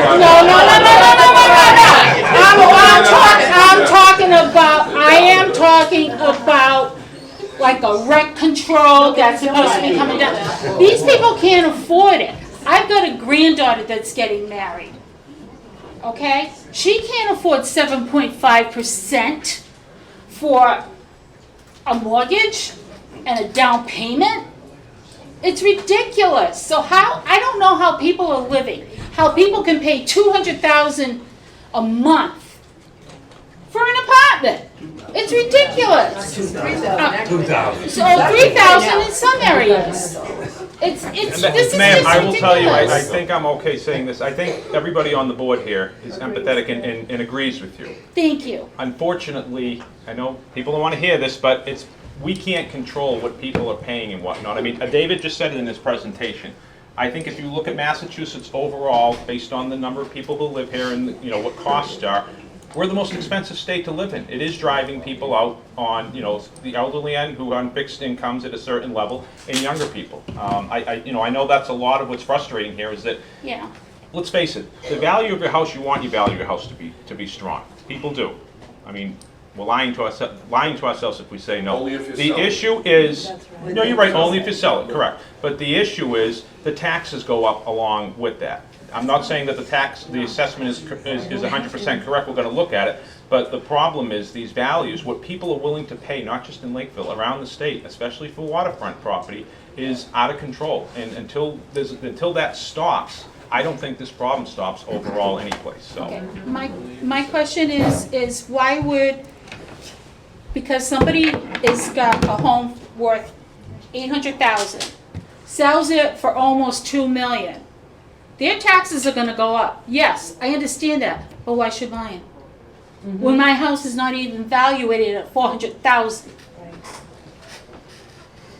Do you understand what I'm saying? I hear what you're saying. I know, I you're shaking yes, I I- understand you do. I hear you, but unfortunately, whatever the valuation settles at when it gets finished in the fall is what the valuation is, so. This lady indicated to you that she is not on the waterfront, and her taxes went up. Yes. And you had said that taxes are going up on the waterfront, and she's not on the waterfront. Sir, she already knows she needs to contact Dave, because that's her property specifically, and yes, if you're being assessed as being literally waterfront and you're not, that can be corrected, so. I just didn't know if it was just well-rounded because it's Churchill Shores, everybody in Churchill Shores, your taxes went up. You know what I mean? I don't know. And another thing, and this is only a comment, that pond, okay, a lot of people that use that pond aren't from Freetown, aren't from Lakeville, and they should be charging an enormous fee to put their boat in that water. Thank you. Sorry, you want to answer me? That's okay, I just want to say something. Dave, stand up and. I'm Dave Lamoureux. I've lived in the area my entire life. I've had family on the pond for close to 100 years. I love the pond. I love the pond. Unfortunately, the three members up here do not have a ton of control over your concerns. We hear them. We feel them. I have a house on the water. Granted, most of it is in Freetown, so I have not had the biggest burden that all of you have. I can't control that. I'm just telling you the facts, okay? It's up to the town of Freetown. He lives on the pond in Lakeville. The three of us have no benefit to screw you guys over. And I know that's how you feel, and I get it. There's definitely some part of our process that we can improve and clean up so that it's not a blind side. Thank you. But we're here tonight to try to let you express your frustration. But as a board, we don't have a ton of control over some of the issues that keep coming up. Whether you have excellent town services, town water, your property's plowed, how much income you make, that's all makes sense. That's how you live. But that has nothing to do with what we can control. What we can control as a board is if you feel you are unfairly valued based upon what you use as comps, present that to us in the process, which I know you don't like. We have to wait till January. That's a state rule. Present that to us, and we as reasonable people will do what we can if the data is inaccurate. None of us up here want anybody to pay more than they have to. Does the waterfront properties bear a bigger portion of the burden of the taxes in the town? Yes. But unfortunately, it's because the values are higher. People pay more money. Whether you live there... We have. So if you feel like you have been unfairly valued, please fill out the form, provide the data, and we will look at it. We granted abatements last year. We don't go out and set individual property taxes, okay? That's done by an independent company. He's tried to explain his process. You guys have pointed out some flaws in the process, which we agree with, and we'll do what we can to try to rectify those. But where we're at right now, arguing, yelling about things that aren't relevant to what we can control isn't going to help your situation. All we ask is work with us, present your argument as to why you feel your property is specifically overvalued. We'll look at it and do the best that we can. But we can't control all that other stuff. That's all I have to say. I'm not blaming you for being frustrated, but we can't control it. Thank you for your time. You're welcome. Thank you. You're welcome. I just want to add one thing to what Mr. Lamoureux said. I absolutely, if you folks feel that you've been unfairly assessed in January, I want you to file an abatement. But what I really want to make sure that's impressed upon you folks is before you do so, look at your final valuation.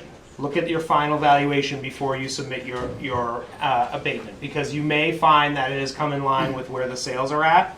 So I don't want you to go through the process if you don't have to.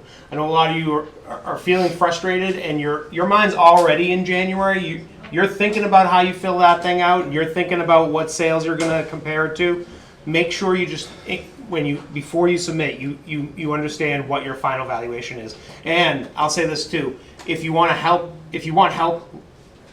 like going through your valuation, how it's calculated, contact me, because I will walk you through that before you fill out your abatement application. I'll tell you this: so I bought my first home in 2019, right before the pandemic started. I hadn't entered this business yet, so I've been in this business 4 years now.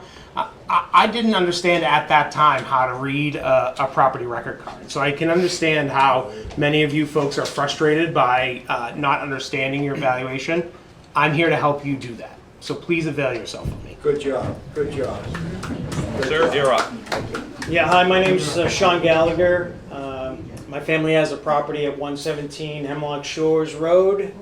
It's been in the family nearly 100 years as well, several generations, and I do think what's clear from the meeting here, and I appreciate giving us the opportunity to vent, but it does seem clear that there's some sort of either the way these neighborhoods were handled, there seems to be some sort of classification issue, and the fact that we have a small parcel of land. I notice in your little formula it says it's 70,000 acres or more or under, right? It's almost like, if I have a quarter of an acre versus 2 acres, those are still under 70,000 acres. Are they getting the same assessment almost? There's still something broken in that formula, with all due respect to your CEO who developed it.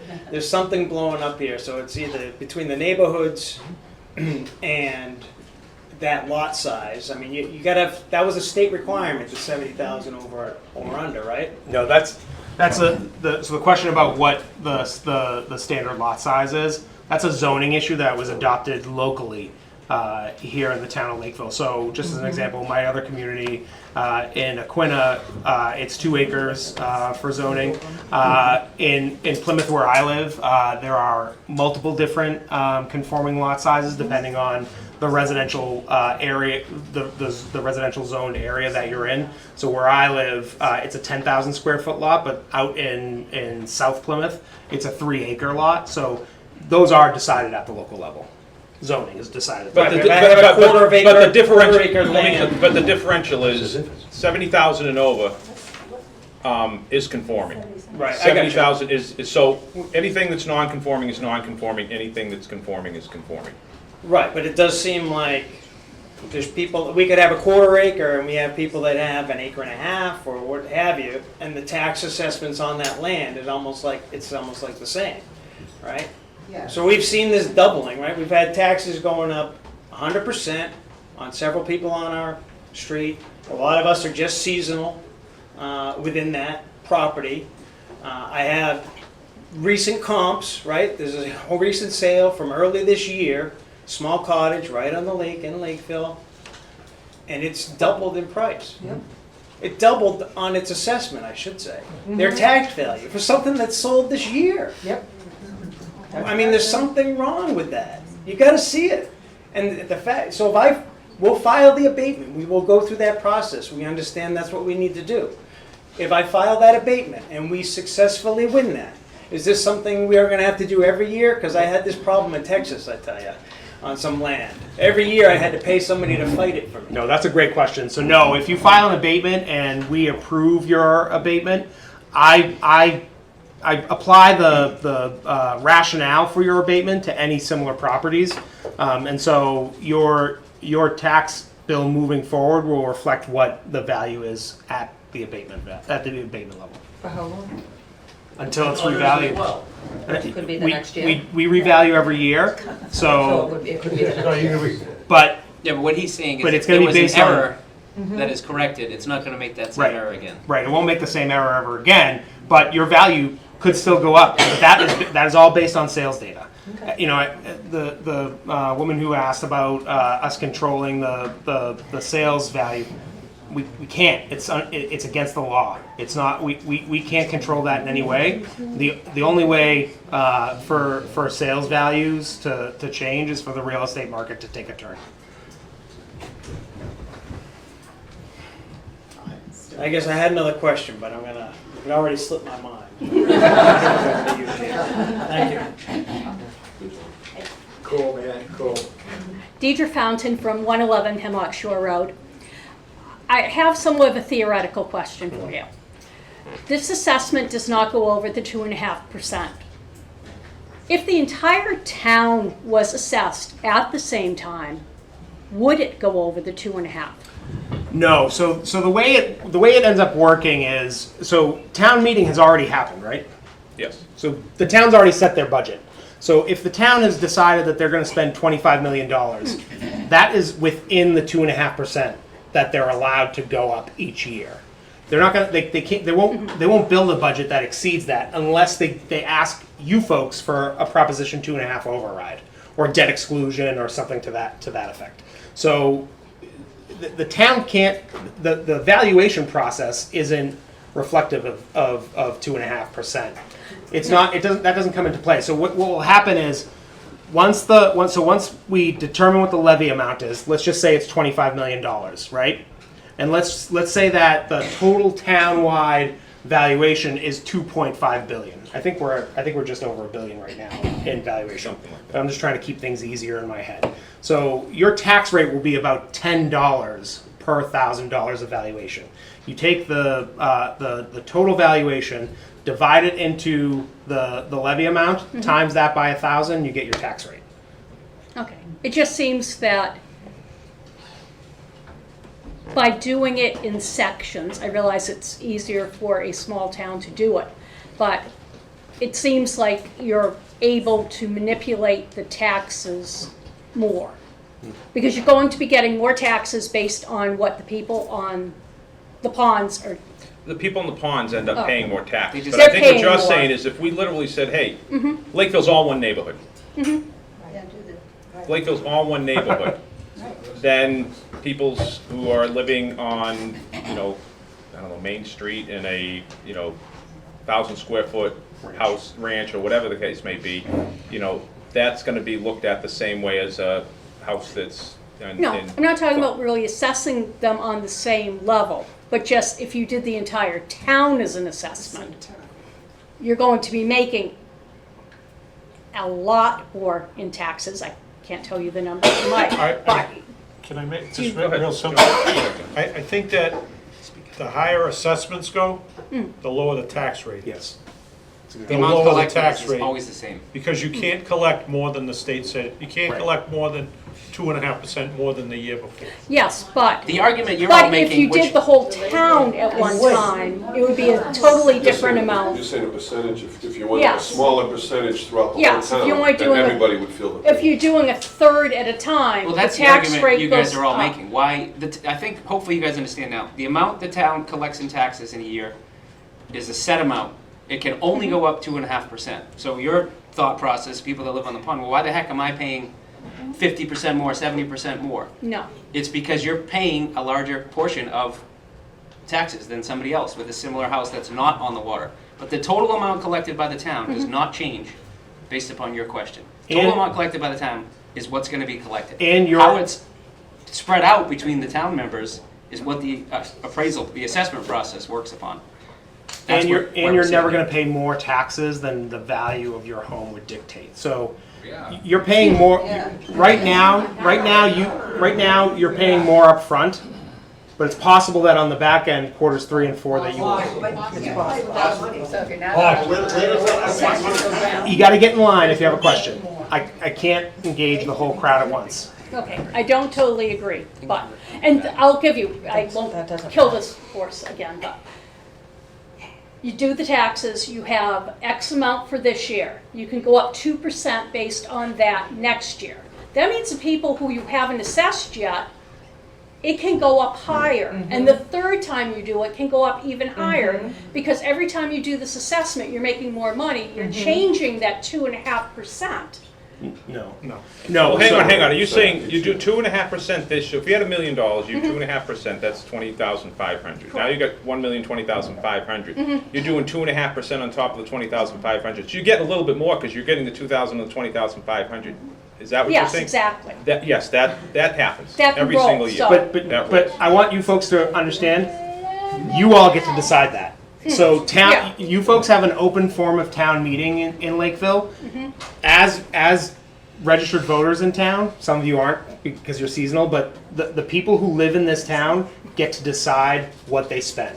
So just like you're here tonight, if you're a registered voter in this town, you should be going to town meeting to set those priorities. I do. I'm a full-time resident, so thank you.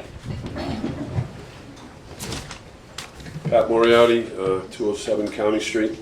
So my question to you is there a percentage of, a threshold percentage of houses that were sold versus houses that are on the pond? So if, I think last year there was 7 houses sold on the pond versus 400, how does that work? So I have to use any valid sales. So if there was one sale for $5 million, all the houses would go up? There would probably be a reason that we'd be able to disqualify that But sale. there was 7. There was 7 houses sold Right. last year. Right, but I have to use those sales. What the statute requires is that I have to have 2% of the total number of the predominant class be sold in a town in order to use 1 year of sales data. If I don't have that 2%, I have to use 2 years of sales data. I never have to use 3 years of sales data. So it only goes to 2 years at most. So to answer your question, if we have, so the predominant class in town is single family residences. If we have, and I'm just making this number up because I don't have the data in front of me right now. If we have 100 houses, if we have 100 single family houses, if that's our predominant class, I need 2 sales. We have I think 3,000 or so Yeah, single I'm family talking residences. about waterfront property. No, it's just predominant class. It doesn't relate to waterfront. But those 7 sales will impact the valuations on the pond. My next question, when we all file abatements, when do you think we will know? I mean, you're gonna get flooded. I can't predict that because I don't know how many I'm going to get. We have to get them We back have to to get them back to you within 3 months. Statutorily, you have 3 months. We've never taken 3 months to Yep. do it before, but we have to get them back So- within 3 months from February. Just for as an example, I had 61, I think, abatements this past year, abatement requests. February 1st was the deadline. We reviewed them on March 17th, I believe. So about 6 weeks after the And deadline. are you part of the review, or is it just the board? Yeah, so I prepare. So what I do is I take everything, all the information that you guys put on your abatement requests. I transcribe it into a document and present it to these folks, and I do word for word. So if you write, But I'm saying in the evaluation process, is it the board, or are you? He prepares them. Yep. He gives us word for word everything. Right, We what I'm saying, word for word, We get right? the entire, Yeah, exactly, yeah. Jim. We get the entire file. We can literally go through every document we want to. At the end of the day, he does make recommendations, but the 3 of us decide yea or nay. And who sets the value on the field card? The initial assessment? that's what that work that I do. That's you. And that's confirmed by the Commonwealth of Massachusetts. And you don't work for the And it's town, in- you work for a company, correct? Yep, I Do you work. get performance reviews?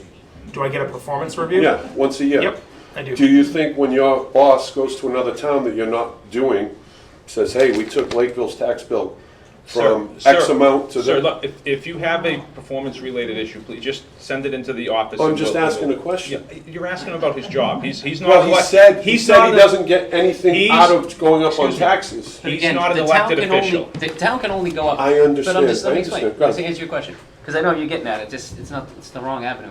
Well, I'm in sales, so I know I get reviews all the time. I get you, but it's not how it works in this. Anytime you have government, logic Well, doesn't make sense. 837,000, 18,000 square feet. Again, if you have incorrect assessed value based upon factual data that you can provide us, we're more than happy to grant that abatement. That's the only Okay. real power that we have here, unfortunately. I got you. I But got what you. you're accusing him of, I'm not basically, accusing, okay, I'm just you're asking, he's in the a- one that said he doesn't work, for Okay, the town, but and he's not basically- gonna get anything out of Okay. it, so I You can present understand. it how you can say it how you want, but essentially you're accusing him of, he's gonna get a good performance review if he collects more for the town. He's Correct. not in sales to collect more for the town. okay. He's an independent contractor who has to value But if he the properties equally. The amount, can I finish, please? Yes. The amount that the town can collect in taxes is set. It can only go up 2.5%. He has no ability or benefit to make you pay more. What we're trying to do is make the assessment equal and fair across town. And I understand you guys feel it's not equal and fair. We're here to try to fix that if it's incorrect. We're not saying you're wrong, okay? But he has no benefit in trying to collect more taxes. I know how it feels. You guys feel you're getting screwed. The town's collected all these taxes and you're getting nothing out of it. He has no benefit to do that, and he's not doing that. But if he makes a mistake on this field card and doesn't collect enough, would he not lose his job? Would that company possibly be not asked to come back next year? Sir, We're all, sir, let me answer this, Dave. The town is always, mark my words, always gonna collect 2.5% more, unless you go to town meeting. I get it. Always. So I whether understand- there is a I understand- mistake I or understand not, Proposition whether 4. there's a mistake or not, that is getting paid. So the town never loses anything. All right, you're missing my point, and I'm sorry, didn't mean to go. Can I ask- But if it's just everybody on the pond that's getting attacked on this land, I have a neighbor that lives across the street from me. Their house is at $400,000. They have an acre and a half of land, house and land, right? So what different services do I have? I understand, we have water rights. We can only use that 3-4 months a year. The rest of the year, we're looking out our window at it. And you guys live there, I understand. We also paid more to come in. We paid our tax on the way in. $50 a day when I wake up every morning, I gotta give to the town. $50 a day.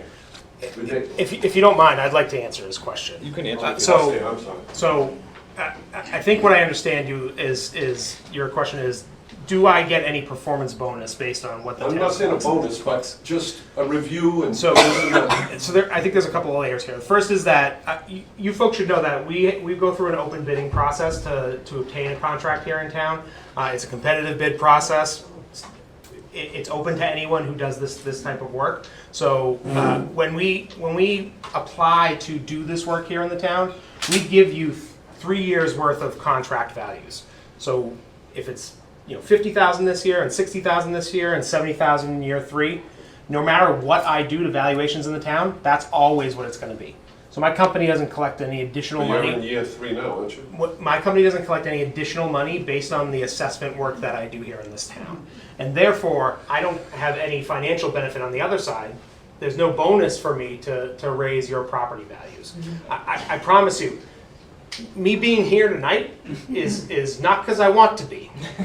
I'm here. I don't want to be here either. I'm here tonight to listen to you folks. My neighbor was swimming in his pool because his taxes I'm only here went to up listen to you folks, digest the information that you've shared with me, go back, as Mr. Lamoureux said, and look at your valuations and see if there are any errors, and I promise you that that's what I'll do. Thank you. Yes, sir. George Pedranti, 129 Hemlock Shores Road. So just to be clear, when we file abatements and you start comparing lot sizes, value of land only, completely exclude houses. We have a 13,000 square foot non-conforming lot with deed restrictions that is valued this year at $838. There are people within 500 feet that have full acres that are valued at $921. Is that the type of information you will take into account? I'm looking at you guys because you guys are handling the abatements. Well, but it's got to be done in accordance That's with the the thing. state law. What you just said makes sense to me as a regular layperson. The underworkings of state law, I can't answer that. I mean, it's state law's got to start with common sense. Let me make one comment. Welcome to Massachusetts. I mean, you knew the answer. You knew that there's no I'm asking the right? people who are making the decision, not the assessor. We have to be in compliance with state law. Let me ask you a question, sir. Yep. Are you asking us, listen, you're our Board of Assessors, you should take a stand and not worry about what the state says? No, I'm not. But that's... I'm asking you if you take those facts into account. If we take any facts into account that are relative and can prove that your land and property is assessed incorrectly, and we will do everything we can to get it to the right number. And granted, I don't want my neighbor's taxes to go up. Just for the record, that happens. That does happen during the abatement process. Because again, all we're supposed to do is make sure everyone's assessed at the real number they should be at. So if I'm just being transparent, if we turn around and through the abatement process, and this does happen, things get pointed out that this should be A, which means something else should be B, it does have an impact down the road. So, trust me, it doesn't come like, oh, this person filed an abatement. Just for everybody's abatement is private. We don't do abatements in open session. No one knows who made the abatement and whatnot. Understandable, but I'm just asking, is that the kind of thing that's taken into account? To me, I don't know the specific details, but if you have a different lot than somebody else, then your comp should be based upon that fact. Well, we went through 74 of them Sunday afternoon around the east side of the lake. And most of the non-conforming lots in the Hemlocks are valued within $40,000 to $45,000 of each other, whether you have 3/10 of an acre or you have an acre and a half. Again, I think it would go back to comps. Do comps also sell for similar? So I'm looking, so the comps that I need to provide are 3/10 of an acre. With deed restrictions. Obviously, there's never going to get perfect I understand comps, that, but. So hang on a second, deed restrictions for what, seasonal? No. Okay, I want to clarify, because that's come up Septic. a few times. Just remember, the seasonal deed restriction thing, that doesn't apply unless you do not have year-round water. If you have a year-round water source, whether it's a private well, whether you're hooked up to something else, shared well, you are not seasonal. You're not going to get classified as seasonal. You shouldn't be. Okay, one other question. When all these abatements come in, what happens if at the end of the 3-month period, the end of the 90 days, you don't get to them? You don't finish them all? Not an option. I can guarantee you, we will get them done. So doesn't state law say that? He can answer the question, but I'm telling you as a board, as our board, we will get them done. Yeah, we will get them done, but I think your question is leading to state law. State law states that if we don't respond, your application is deemed denied. But there's no benefit for me to withhold that information from these folks, and there's no benefit for them. I'm not saying there's a benefit to it. I'm asking what happens if you're overwhelmed with 600 abatement You have a fair forms? question. I can tell you right now, and these guys can tell me if I'm wrong. If we get 1,000 abatements, and it means we're coming in there for 7 days to take care of the abatements, we will get your abatements done. We'll have no one will turn around and have an abatement denied because we did not review it. Will you put that in writing? We just said It's on record right now. Watch the lake cam. Want to make sure. All right, thank you. You're welcome. Are you gonna check the land and the house at the time? Sir, you got to get in line. I know you don't want Sorry, to, but... Tim Andrews, 51 Nelson Shore again. I just had a couple more questions that, so if these haven't been submitted to these rates haven't been submitted to the state yet. Actually, let me back up. Assessed value or rate? Assessed value, The yeah, I'm values sorry. haven't been finalized. Let me back by up. the state. Yeah. When you talk about the state says it's mandated that you do by the, is it mandated that it, in other words, you're within the law by this, or is it mandated that you have to do this as a town? Or is it your company's doing it and you're within the law, you're within the mandate of the law of Chapter 48 of how you're doing it, like it's allowed? Does that make sense, that question? I think so. You mean doing the reassessment, right? Doing the revaluation? Let me start again. I think I get you. Let me start again. First of all, hang on. I think he's asking, are we using these guidelines because it's a mandate we can use, or do we have no wiggle room? We have to follow these guidelines? Correct. Yeah. For setting your value, though, right? Yes. Setting the value. Yes. Yes. I'm required by law to follow this process to set your value. But explain between It's 90 not. and... It's not something that I have the option to do. I have to do it every year. But Dave, explain it has to be between 90% and what is the... Yeah. So your valuations, well, the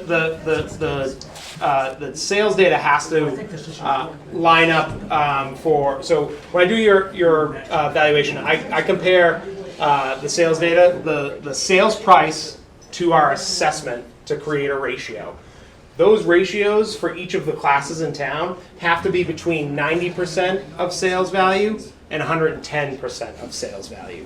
So, I certainly don't want your homes to be assessed for 110% of what the sales data tells us, but that's permitted by law. We try to target about 95% of sales data when we set our valuations. that is what's required by the Commonwealth of Massachusetts for us to do on a mass appraisal system for all of the properties across town, using the data from recent sales, from the sales period that's prescribed. Okay. And for us, that's gonna be calendar year 23, possibly calendar year 22. I don't know, because I haven't done the analysis yet. Okay, so the actual property revals that have happened, because nobody's houses went up or nobody's buildings went up very much. The last few years, historical data, at least on my house, I've gone up maybe 50,000, 60,000 per year, 70,000 per year. Nobody cares about that. Most people in this room, I believe, have gone up $500,000 of valuation in 1 year, from 1 year. $500,000. That seems absolutely unreasonable. I hear you. Everybody here that every comp that I looked up, and I'm sure everybody else has been on, I'm sure the website's crashing because so many people have been on it. But $500,000, it just seems absolutely, I don't think there'd be a soul in this room, maybe 2 or 3, because their taxes went up $70,000. I really don't. But $500,000 is you're talking a lot of money for everybody in this room. I hear you. And it's all property, it's not building. And what happens when our buildings go up? I hear you, and I'm gonna look at it. And I'm gonna bring it in line with what the sales data says. And I apologize because I don't watch you guys, I barely get into politics at all. I work 2 jobs and I appreciate everything you do. I mean, it's all volunteer or elected officials, and I do appreciate everything you guys do, and I don't get involved because I expect you guys to do it for us. And maybe that's naive of me or whatever, but I just think it's insane that everybody's property in this room has gone up $500,000. I think that's a question that's been asked a lot tonight, and I'm not sure anybody's gotten their satisfactory answer, but I think there's two parts of it. Is the actual number correct or not? That you have to show us with appraised, comparable data, and we'll make a decision on that. That's one aspect of why people are here tonight. The other one is, why in the heck did it go up so much in 1 year? Absolutely. And I think that David had tried to answer that. There was a strange classification of lakefront properties that honestly, nobody wants to hear this, they were undervalued, many of them, for many years. Unfortunately, it all caught up in 1 year when that classification changed. It could still be wrong. Don't mandated by the state or mandated by Lakeville? The reclassification? Yeah. By the reclassification of waterfront property. That was to David's point. If something was underclassed and we missed it, which may have indeed been the case, it is mandated by the state that we are supposed to have every property assessed at the correct value. So, and part of what brought that up was the fact that folks in Parkhurst felt they were being valued incorrectly, and they brought that information to us. And that created more data that came to us. Again, us 3 board members, we don't go out and look at every single property. That's not our job. I absolutely understand. So, again, nobody wants to hear it, but I think part of this is they were actually undervalued for many years until that error was brought to our attention, and then we have no choice but to fix that. Is it still overvalued possibly? Based upon some of the information that I'm hearing and seeing, and I know a lot of people on the pond, I think yes. And that's why hopefully some of these, actually even before we get to an abatement, David already mentioned this as well. Hopefully some of this might actually get corrected before you even get. Yeah, that's what we're hoping. That's what we're hoping as well. Yeah, but the problem with that is you guys didn't do that. Sir, because we didn't have that data, unfortunately. You made the decision to do it, now we're doubling our taxes. You gotta go up there because they need to be able to hear you on the TV, but. Tim, do you have? That data was not made aware, we were not made aware of that. So. Do you think see, this is why, personally, you just said you don't want to be in politics, this is why I was hesitant I agree to be with on you. the board. Trust me. Because you can never win, we're in a no-win position. I'm You're not right. saying I want to win. Absolutely but right. And if it was $70,000, I would have paid you fine, but $500,000 is insane. No, I know that. So Tim, let me just really, say I'm not trying to let me say this go against you, and I'm trying to understand. We're going to turn around, and as David pointed out, we're going to keep working this. If we turn around in the fall, they get revised again, okay? And for argument's sake, this is just fictitious. It goes down, but it's still up $350,000. What you really need to do is you need to be honest and look in the mirror and say, listen, what is my house really valued at if I sell it? And I understand people say, well, it's only valued at that if you sell it, but that's the only thing we can value it on. You can't say, well, I'm not selling it, so you should keep it what it is. That's not the way it's dictated to us by the state. We have to get what the actual fair market value price would be. So that's. But the state doesn't know we were 2 rainstorms away from everybody being flooded again. I mean, No, I hear you, but it's based on The amount of market damage- value. And if No. somebody was gonna come in and buy it, not I knowing that and pay understand. that amount, I understand, but it just, I think $500,000 is just a lot, so. it is a lot. I don't think anyone up here is gonna disagree with that. Thank you. Yes, another repeat customer, Sean Gallagher, 117 Hemlock Shores. You remembered your second question. I made up more while I was had so much more time in line. But, I mean, I do think, you know, from, I got a buddy of mine who does, like, assessments for banks. But, you know, in the end, it's like, there's not that many houses that turn over on the lake that often. A lot of people don't want to give up this treasure that we have in town. And so, you know, we don't consider Freetown. Like, if I'm looking at comps, can I include waterfront properties on Long Pond that are in Freetown? It's on the same body of water? I don't want to? Well, I can't. Well, yeah. I can't control what you put on your abatement application, but we will not consider properties in other communities. We're statutorily required to only look at Lakeville sales. which is, you know, in the end, it's disappointing because, yeah, it could just be an anomaly in terms of high-value houses that might have been undervalued, and so, again, we'll go through the abatement process, and I understand that. And I think to your point about a lot of people don't sell on the lake, I think that also drives value. When there's fewer properties available in a desirable area, people are willing to pay a premium for it, and that's unfortunately what has driven prices up. Well, it's like you said, it doesn't matter if I'm on the lake or not. All property, all real estate has been gangbusters for several years. I also do think it's unfair that you, in terms of a neighborhood, that you are classifying Long Pond properties, waterfront specifically, and, you know, if I was out on Betty's Neck and I'm abutting this, you know, beautiful parkland, I can go hiking out my back door, or I don't even know, do we even abut Massasoit in Lakeville? But it's, you know, you have other types of recreational property. If you're going to deem them recreational, then you better hit everybody. And again, somebody said, Assawampset, people are out there in their little party boats. You know, they're enjoying that body of water.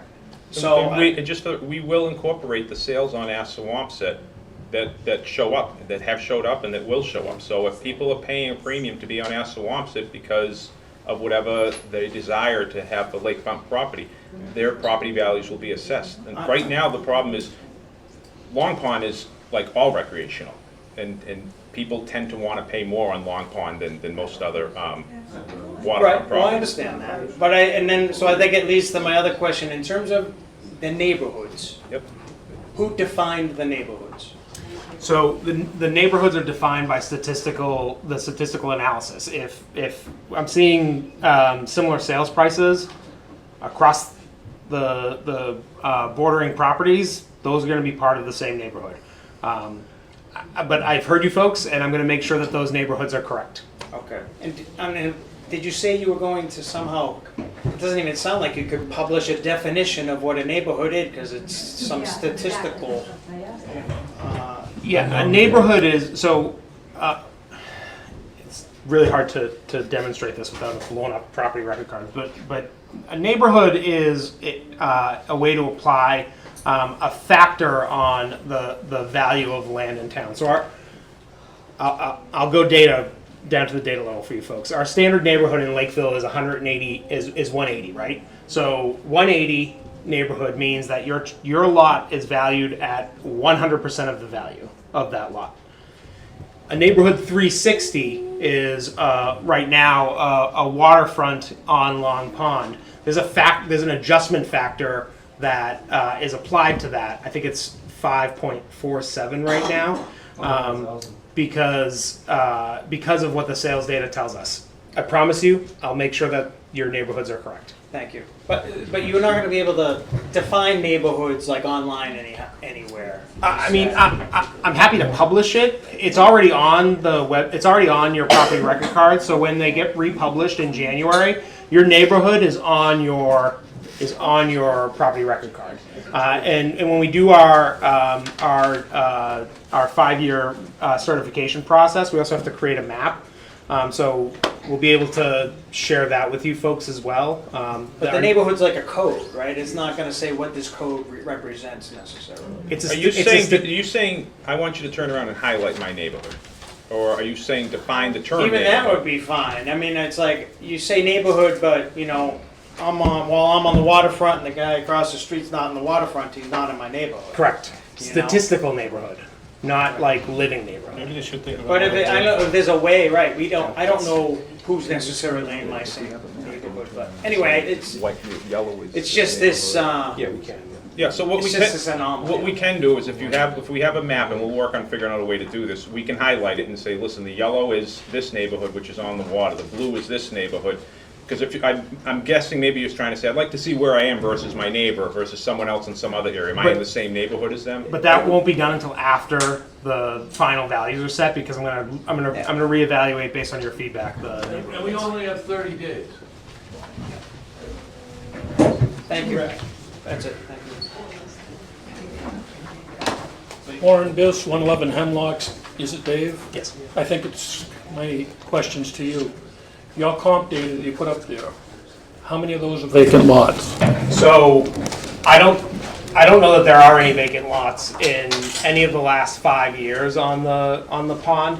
One of the things that we're trying to do now is look at, in response to the feedback that you folks have given me even prior to this meeting, one of the things that we're trying to do is look at properties that were purchased and the house was raised and rebuilt to try to get a clearer picture of land value on the lake. I don't think any of that data was a vacant lot. I'm thinking all that data is skewed because you're going after our property values, not our whole packages. Although all that data has the whole package. So how do you compare taking and bringing our property values up and not our house values? Yeah. And maybe I shouldn't ask that. No. But just saying. No, it's a fair you're question. going after our property values so you can come back after our dwelling shortly after a problem. No, so Yeah. so again, I compare data to the size of the lot. I look at, as John said, non-conforming versus conforming. So that's how I get to a land value. But again, you're bringing the land value up, but all those pieces that you showed us worth $1.4 million Right. have nice homes, But I'm assuming. your value is not yet set. Well, I can't say understand that.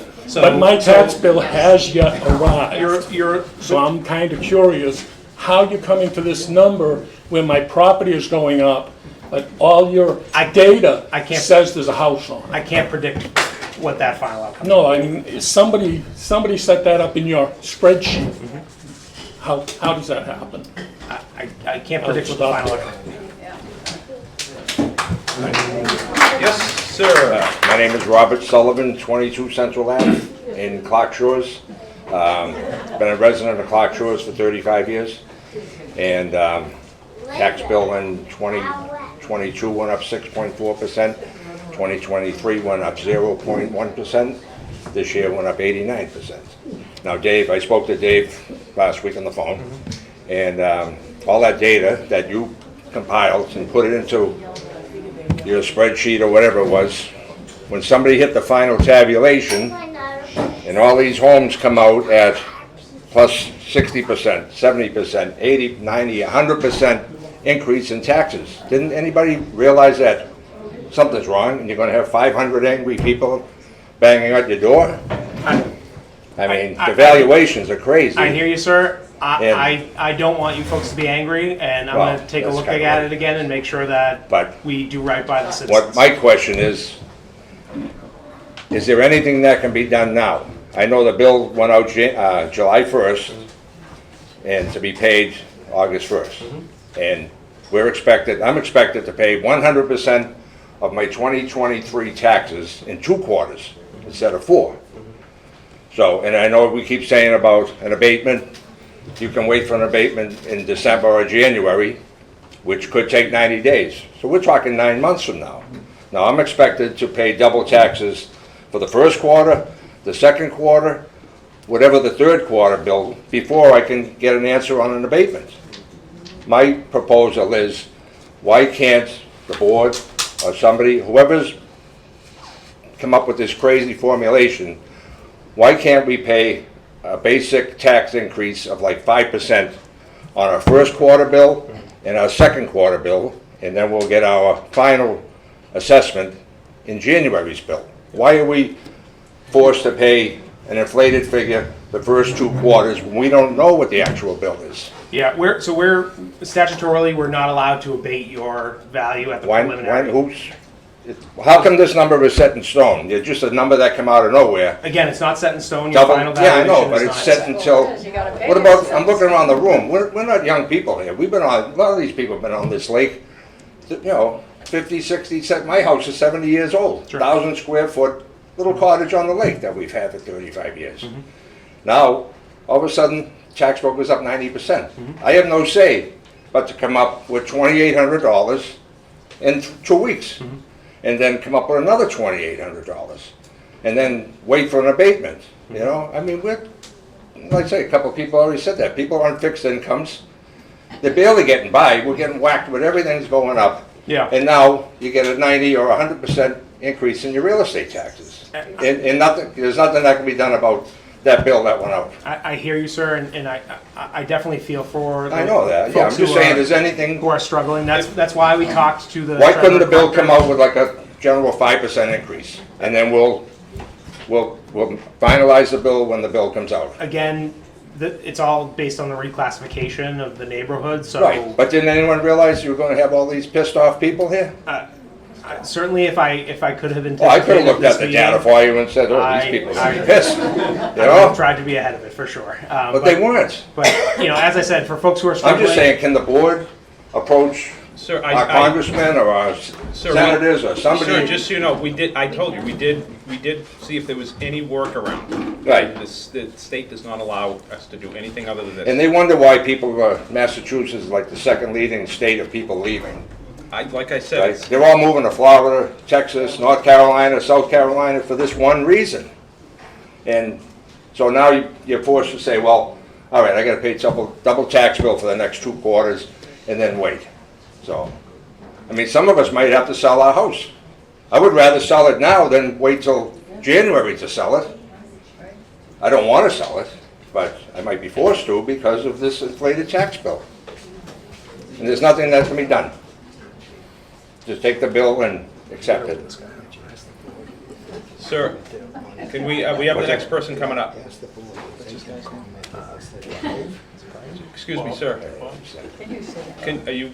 Comment on Just what? get in line. You can. Folks, Can they do- folks, you gotta It's get not fair to fined. the I've other asked people. everybody else It's to not get fair to the on. other people Right, that have Trevor. been waiting in line. Sir, on the orange shirt, do you have a Can question? you guys help us what he's asking Right. instead of Can we asking get- Dave Can we get any help from you guys? from anybody? So we spoke with didn't want we Dave. spoke with the tax collector's office. You are able to do a payment plan through them. I would encourage you to contact them if you're unable to pay your bill in total. But I like the answer to But the I chairman. like my old bill better than I like my new bill. We can't do anything. The tax collector, the bills are out. The only thing that can be done is she can create some. And I type of realize payment. you have to pay that if you want to file for an I abatement, understand. so He's you have to asking a be pointed current on question. your We taxes can't- to we file can't for the do abatement. You know, everybody makes a mistake. Can you say, I made a mistake and send us another bill? Well, I also want to be clear. I think we're not saying. I think some people are interpreting this that once this reevaluation is done, automatically everything's going to go back to the way it was. I don't want Oh, people's I'm not expecting expectations that. I was to be expecting met. a 5%. I'm also not saying that 5% it tax wasn't- increase. I'm also not saying that some of these aren't going to be inflated because I don't know. I haven't looked at every single one myself personally, but I can tell you for sure that for many years the assessed value that the assessing company that we used was lower Right. than it should have been. I've been in real estate The for fact 60 that it years. got caught up in 1 year is horrible. Right. But the right. bottom line is now that I've watched Ron Pond, now how that much we the are sales are where for the we are, last it 40 does years. not mean Mhm. that because it's a huge burden or any of those reasons. Unfortunately, we can't change that. Once the error was Now, the process is broken. brought up, But we should have been having this meeting here should be happening in January 1st. When you get When your the final, actual tax bill come out. when you get your final value, do exactly what Right. John Oliveri But said. I Look say yourself in- in the mirror and say, what is my property really I know worth? what it's worth, but 2 houses And if now it's just not, sold. and if it's, you can shake your head, you can laugh, you can say everything you want. Yeah. If it's inaccurate, show us that data, and we'll But be happy to grant My you your point data. is, by the time we get there, I'm paying double taxes. And it's a burden on, It's not necessarily double. well, 89%. That's, no, You know. what it went up.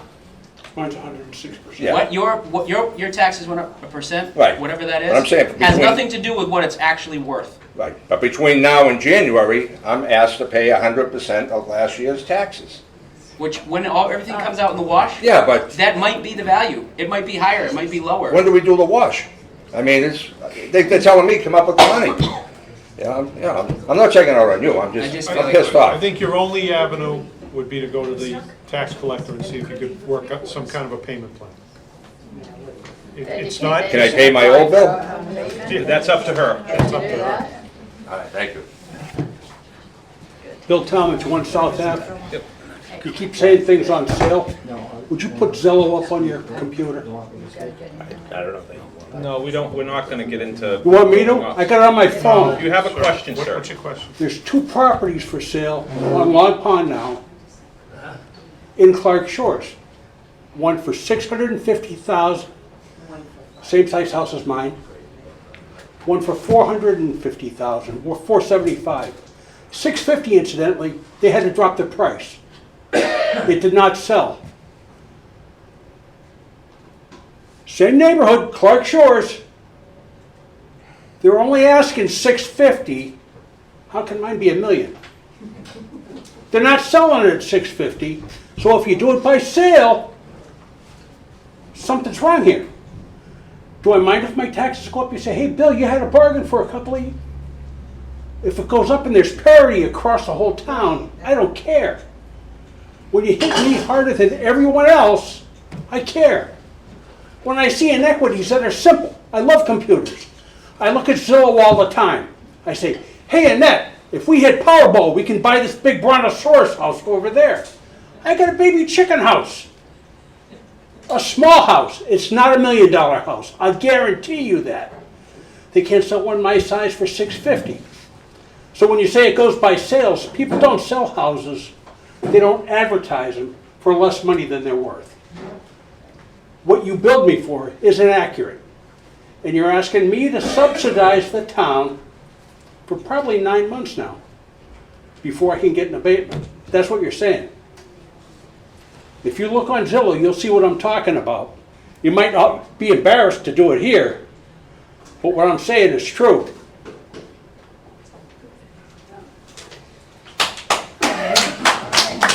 Repeat, Karen Osborne, 107 Hackett Ave, 207 Hemlock Shores, 209 Hemlock Shores, and Nelson's Island. So, I'm sorry, I'm trying really hard to be very respectful. I don't know how I can't laugh at some of this. So, I know you called me out on that, but how can I not laugh at some of this? I really hope you take to heart what a lot of people are saying. A specific question that was I just heard like 3 more questions not answered. One of them, the gentleman was asking about the 360 or the 100 that you, however you classify the neighborhood. He was asking you, can you get to some of the differentiation between the criteria that you use to do that? I believe that's what he confirmed to me. That's what he was asking. He didn't even get that. So, how did you determine this is now this big neighborhood at Long Pond? And I would actually add in, I don't see how you can completely exclude Freetown. Does that make sense? We've Oh, sorry, answered the question as best as we're going to be able to answer it at this point. Well, I really think we're hearing that there's some sort of flaws, and I really believe we need to understand how this has happened. I do think another question that was asked, which was fair, was didn't anybody look at any of these percentages, some of them that got over 50%, and say, how can we sleep at night? How can we do this? Was that just a complete oversight? I mean, I have not had the time yet to calculate mine. I just saw, whoa, huh. And again, I don't get to vote because I don't live here. All my properties, I keep it seasonal. I want to keep them as seasonal. I don't want to see someone build some big monstrosity on them, et cetera, et cetera. So I just don't understand how this happened. And that question wasn't answered. So did anybody see those percentages? Go, geez, how can we do this? It's not. If you're asking if the 3 board members get to look at everybody's tax bill in town, yes, we could theoretically do that, but that's not part of our But did anybody bring to you, guys, we got a problem in this recorrection that you're trying to call it, to some of this, pushing some of these people up, and you can see the data that they're fixed income, or they're retired, or they're collecting Social Security. They can find that somewhere in all the data banks. But another question is, how many years has your company, when did they win this bid? How long have you been doing it in Lakeville? 9 years. 9 years. So this is your third, is it a three, how many years is the Third bid? contract. So 9 years. RG has been in town. I believe it's our third contract. And did I hear that someone from Parks, they came in and they said there's this problem here, and that kind of raised the issue to see that, and I know you're not going to like how I'm going to say it, but here's a way we can get more tax base collected. No. I mean, but I thought I heard someone say that they felt, No, okay. nobody said that, ma'am. But what I really don't understand is, did I hear you say, well, let me back up a little bit. The mass, what you call it, mass appraisal? What you said, that's a technique you use in your firm, or is that, so some of these things, that's why I said the word misleading earlier.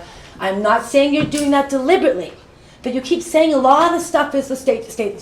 That really comes down to the abatement process and how you collect, how you dictate your taxes, that you can't just all of a sudden go crazy. I mean, I personally think the state's gonna have a hard time looking at this and seeing this. And I think I would recommend people write to the DOR on this particular issue. Perhaps we have to do a joint letter. But how does the mass appraisal possibly skew? Because I think when you start to dig behind your data, you're going to see you have flaws. I do a lot with data and numbers. How is the mass appraisal skewing the averages? Because it has to be. It doesn't. So that's what the coefficient. Can you define, what does that mean? You take all 7 properties that sold, you throw them together. What is, again, I was working, I missed the beginning. So that's what the. It'll be in there. I can look it up if it's in there. So that's what the coefficient of dispersion does. Do you know what a COD is? No. You said you work with statistics?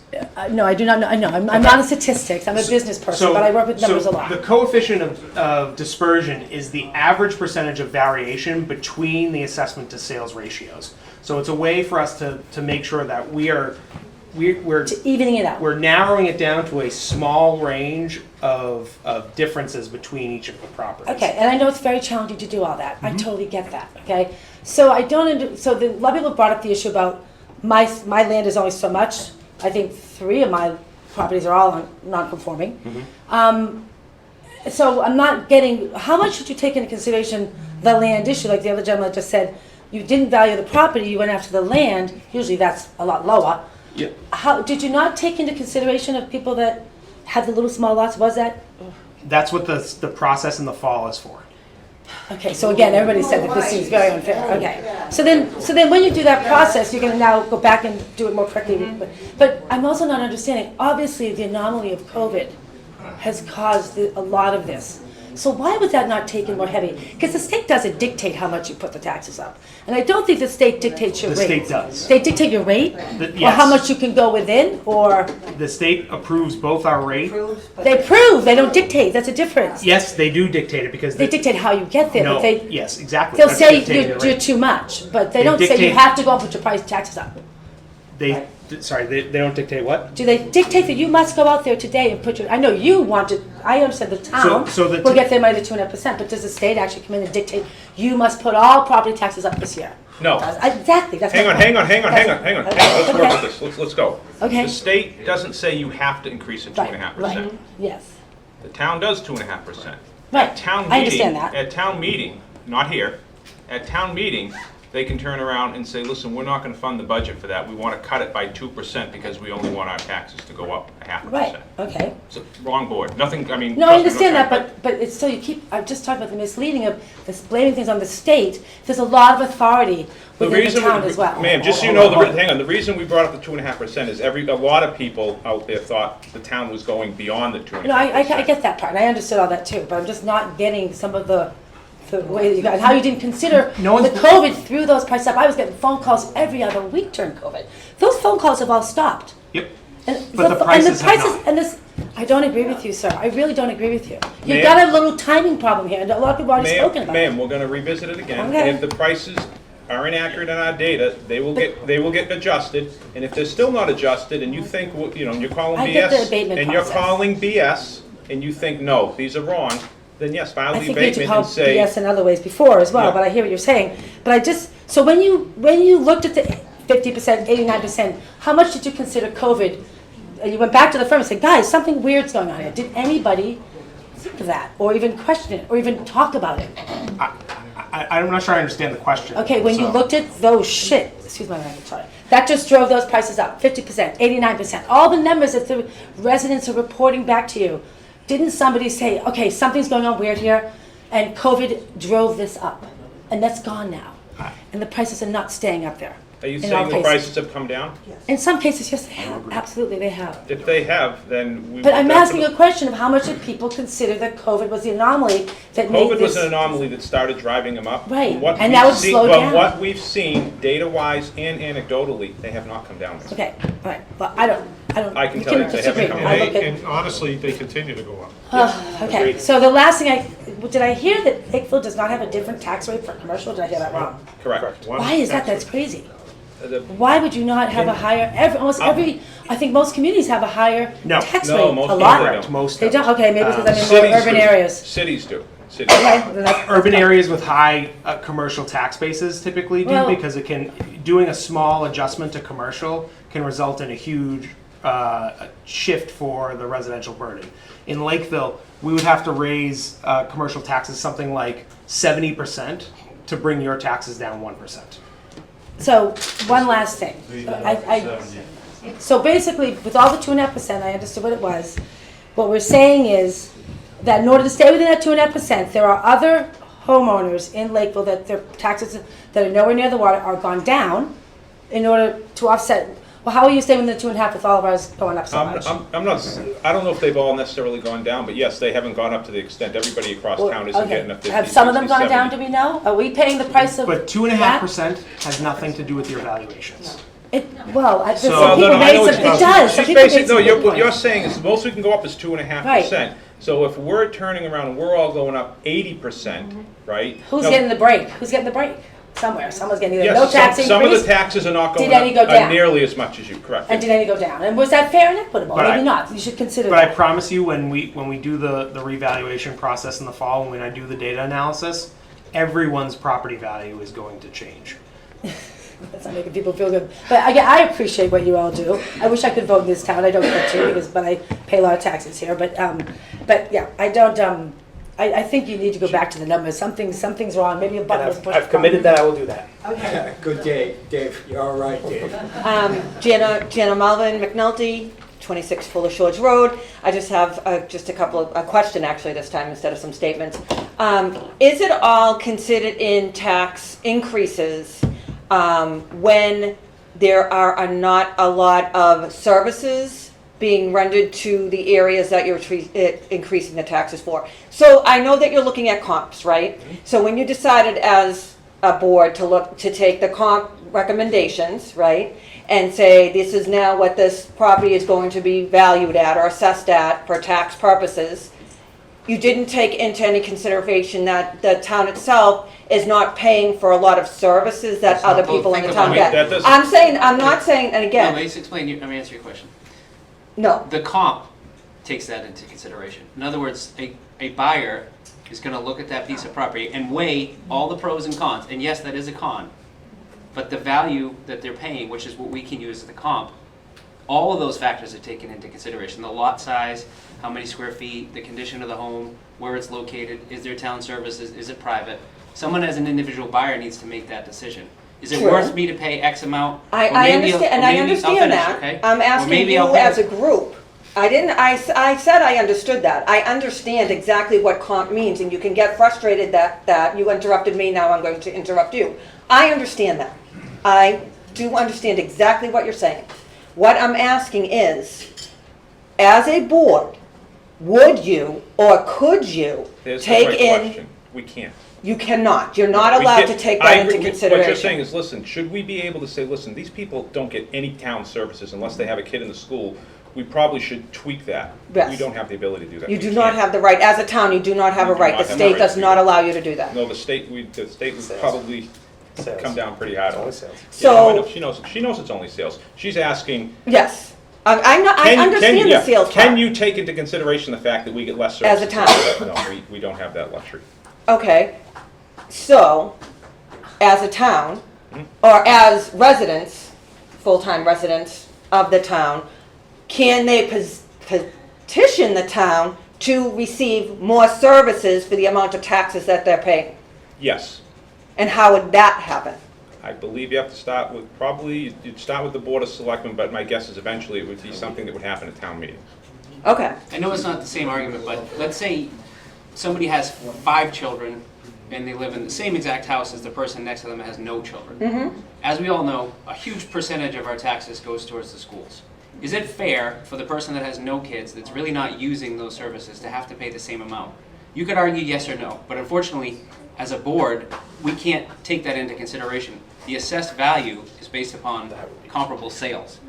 Whether you are using more or less of the services, it's almost like income taxes, right? Mm-hmm. Some people that make more money pay a higher percentage. Uh-huh. Other people pay a lower percentage. Mhm. Whether you think that's fair or not, unfortunately, that's the system we all live under. But as a board, to answer your question, we can't. Right, to can't answer my take that question, into- but to counter your point, if I choose to adopt 3 more children, then the school system is available to me at any point, right? Whether or not I have 1 child or 7, Yeah, you're right? saying The school system is available. You don't have The an option to have your services- road plowed. Exactly. And like I said, you need to turn around. That's and what I start asked, that's with all the I town. asked. I'm not saying it's your fault, I'm saying that the service is Ma'am, available let for me the tell you- school. Let me tell, that's a great question, Yeah. because I think a lot of people think we have a lot more impact and That's why I can consider asked, that yes. stuff. We Right. literally, we have like the most narrow focus that we need to look at, and that's literally, what's the value of that property? Right. What's the value? Right, what's the And we're comp value of right, that what's the comp property? value? And you're right, Right. we probably need to tweak it to some degree, but a lot of these other questions you guys are bringing up are valid.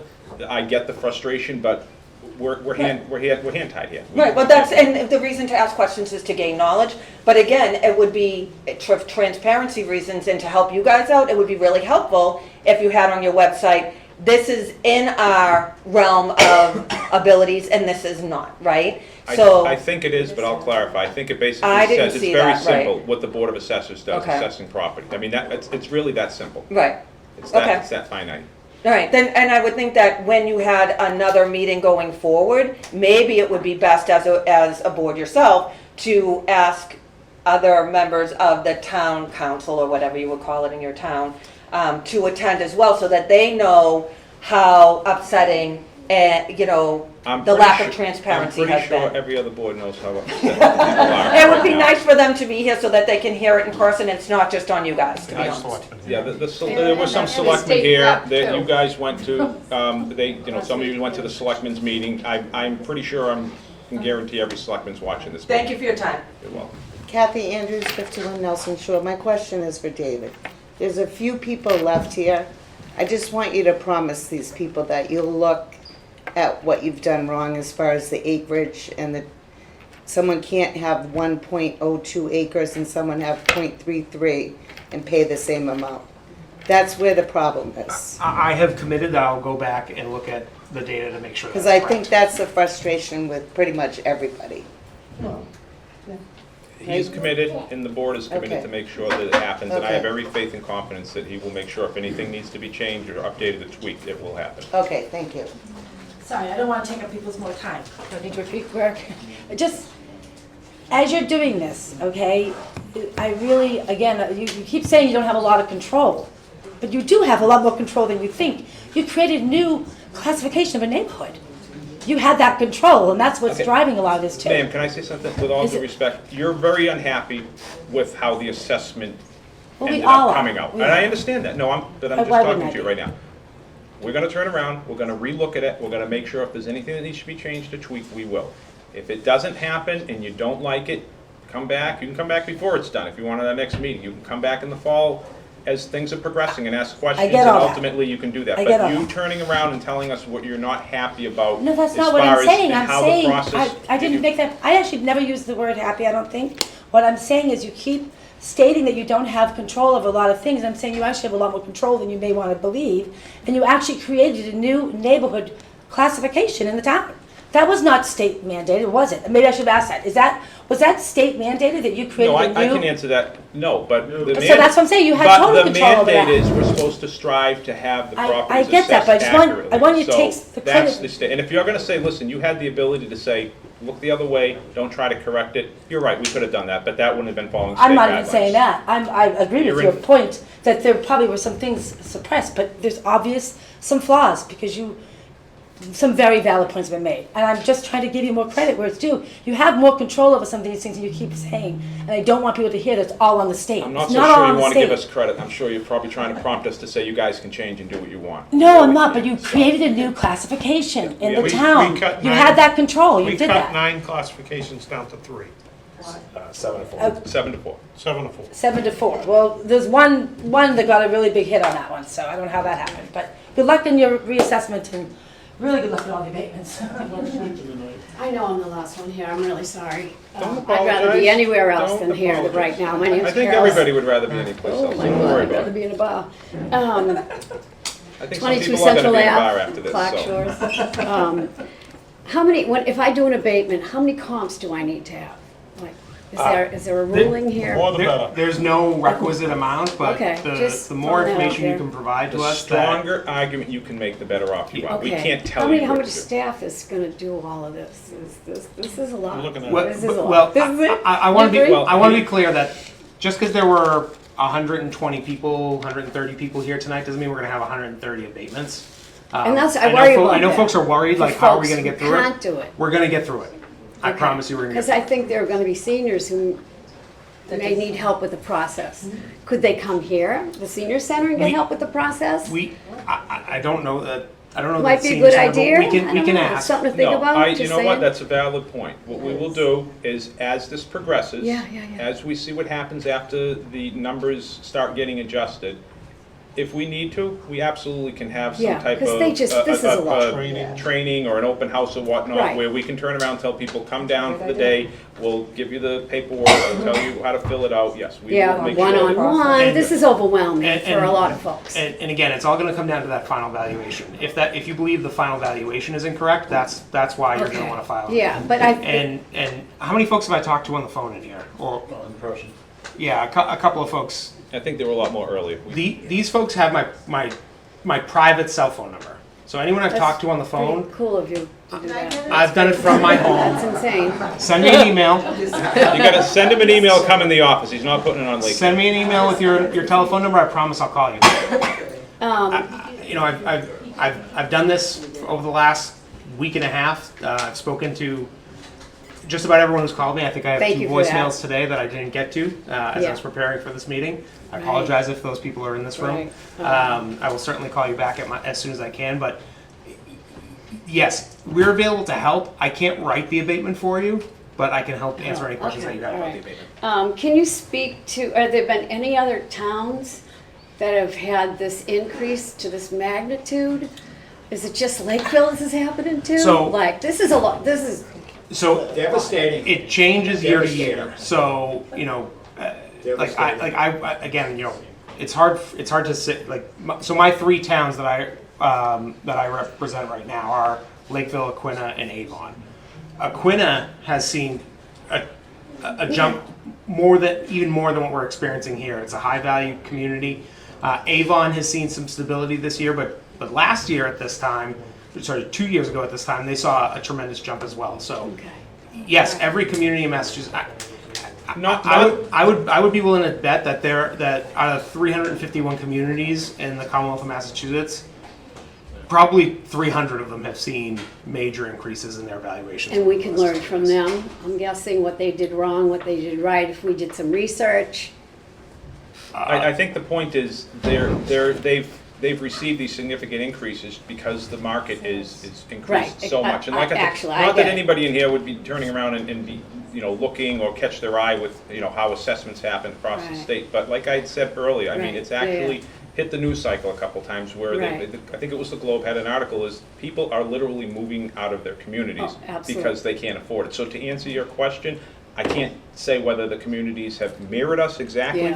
but it's to the point where people are leaving their communities because their properties Right. are being assessed so high. Do they use the same type of formula, or is there any way that we can figure that out? Not The to- formula not that feelings or anything. the formula that we utilize to set our that- values is state dictated. Okay. All 351 All right. communities is the same formula. Good to know. And another question. I don't know anything about this, so I'm just throwing this out there. I had read, 3 days worth of mass.gov, and I'm trying to do taxes and just figure out this whole mess. And what I did come across, it said, how close to market value is the assessed value?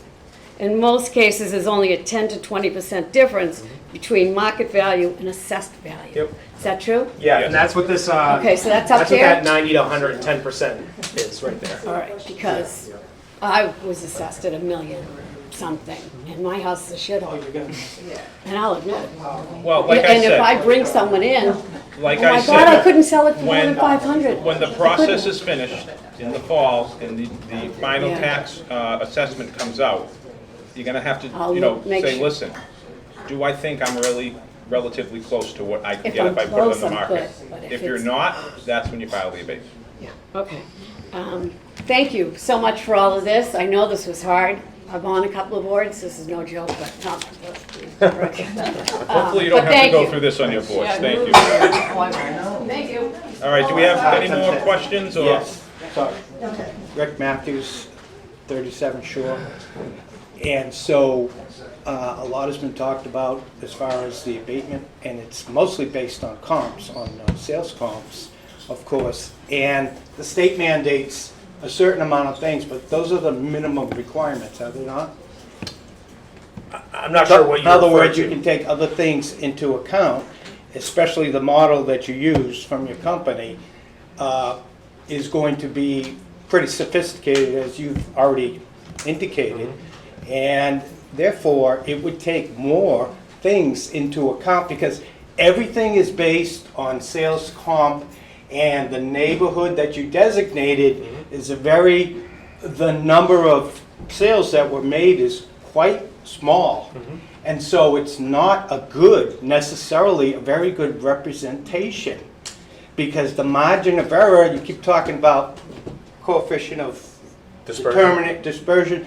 So I use a lot of coefficient of determination, a lot of statistics, but it's pretty easy to see all the people. If you were talking about the number of houses that you were basing it on, was it 20, was it 7, or something like that during the period? That is not a representative percentage if you take the statistics into account. And of course, you know the statistics, your company knows it, the software knows it, the developers and the statisticians and everything else, it's all been worked out. But now, everything is based on that. Really, everything's based, because we heard people talking about they have no services, no road repair, everything. Well, we don't take that into account. Understandably, the market decides. If you live near a dump or a pig farm or whatever, the market decides that. The market. And the market that you're using, we all know it's gone up, etc. But the market that you're using is quite small, a small representation. And I hate to say it, the other community that you're working with is on Martha's Vineyard, isn't it? One of them, yeah. So that is considered, I read an article, it's the most expensive in the country. Right. So if Massachusetts is the highest, Martha's Vineyard is the highest in the country. I don't know if that particular town, but I think we know it's right next to the town if it's not the town. But anyways, those comps that we're going to try and get in for abatements, everything is based on that. And of course, all the models in the state and everything else is all based on that. And you know, by all the people that attended, you're not going to get 130 abatement forms. You're going to get a lot more, I would think, whether that matters or not. But what I'm saying is, all these people feel it's incorrect. It's incorrect. So you are going to go back and look at it. We appreciate that. But boy, you can see that we're not all wrong. We all hate the high prices. But I don't know if we're all wrong. It just seems there's a lot been said. And we certainly understand that it has to be that way. Everything's always increasing.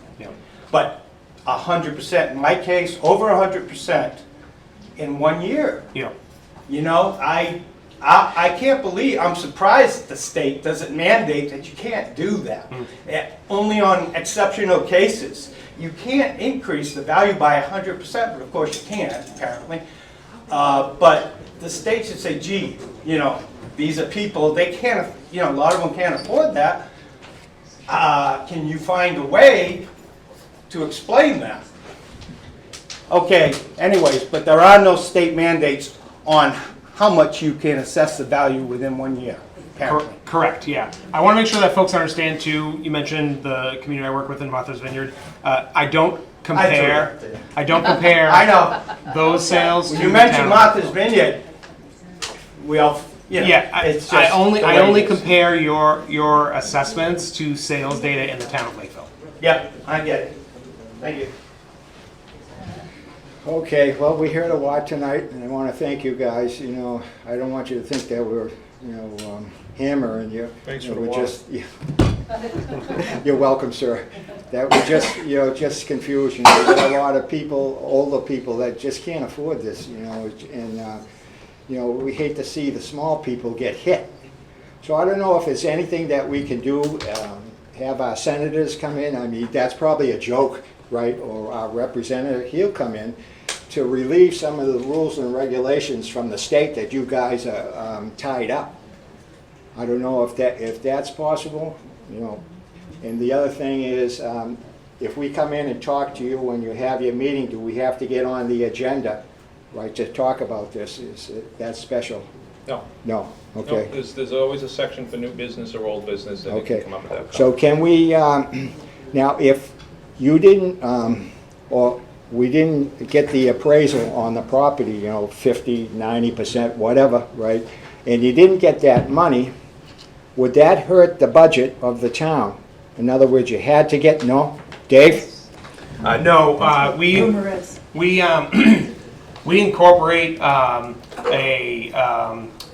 pot of money for abatement purposes. It's called our overlay account.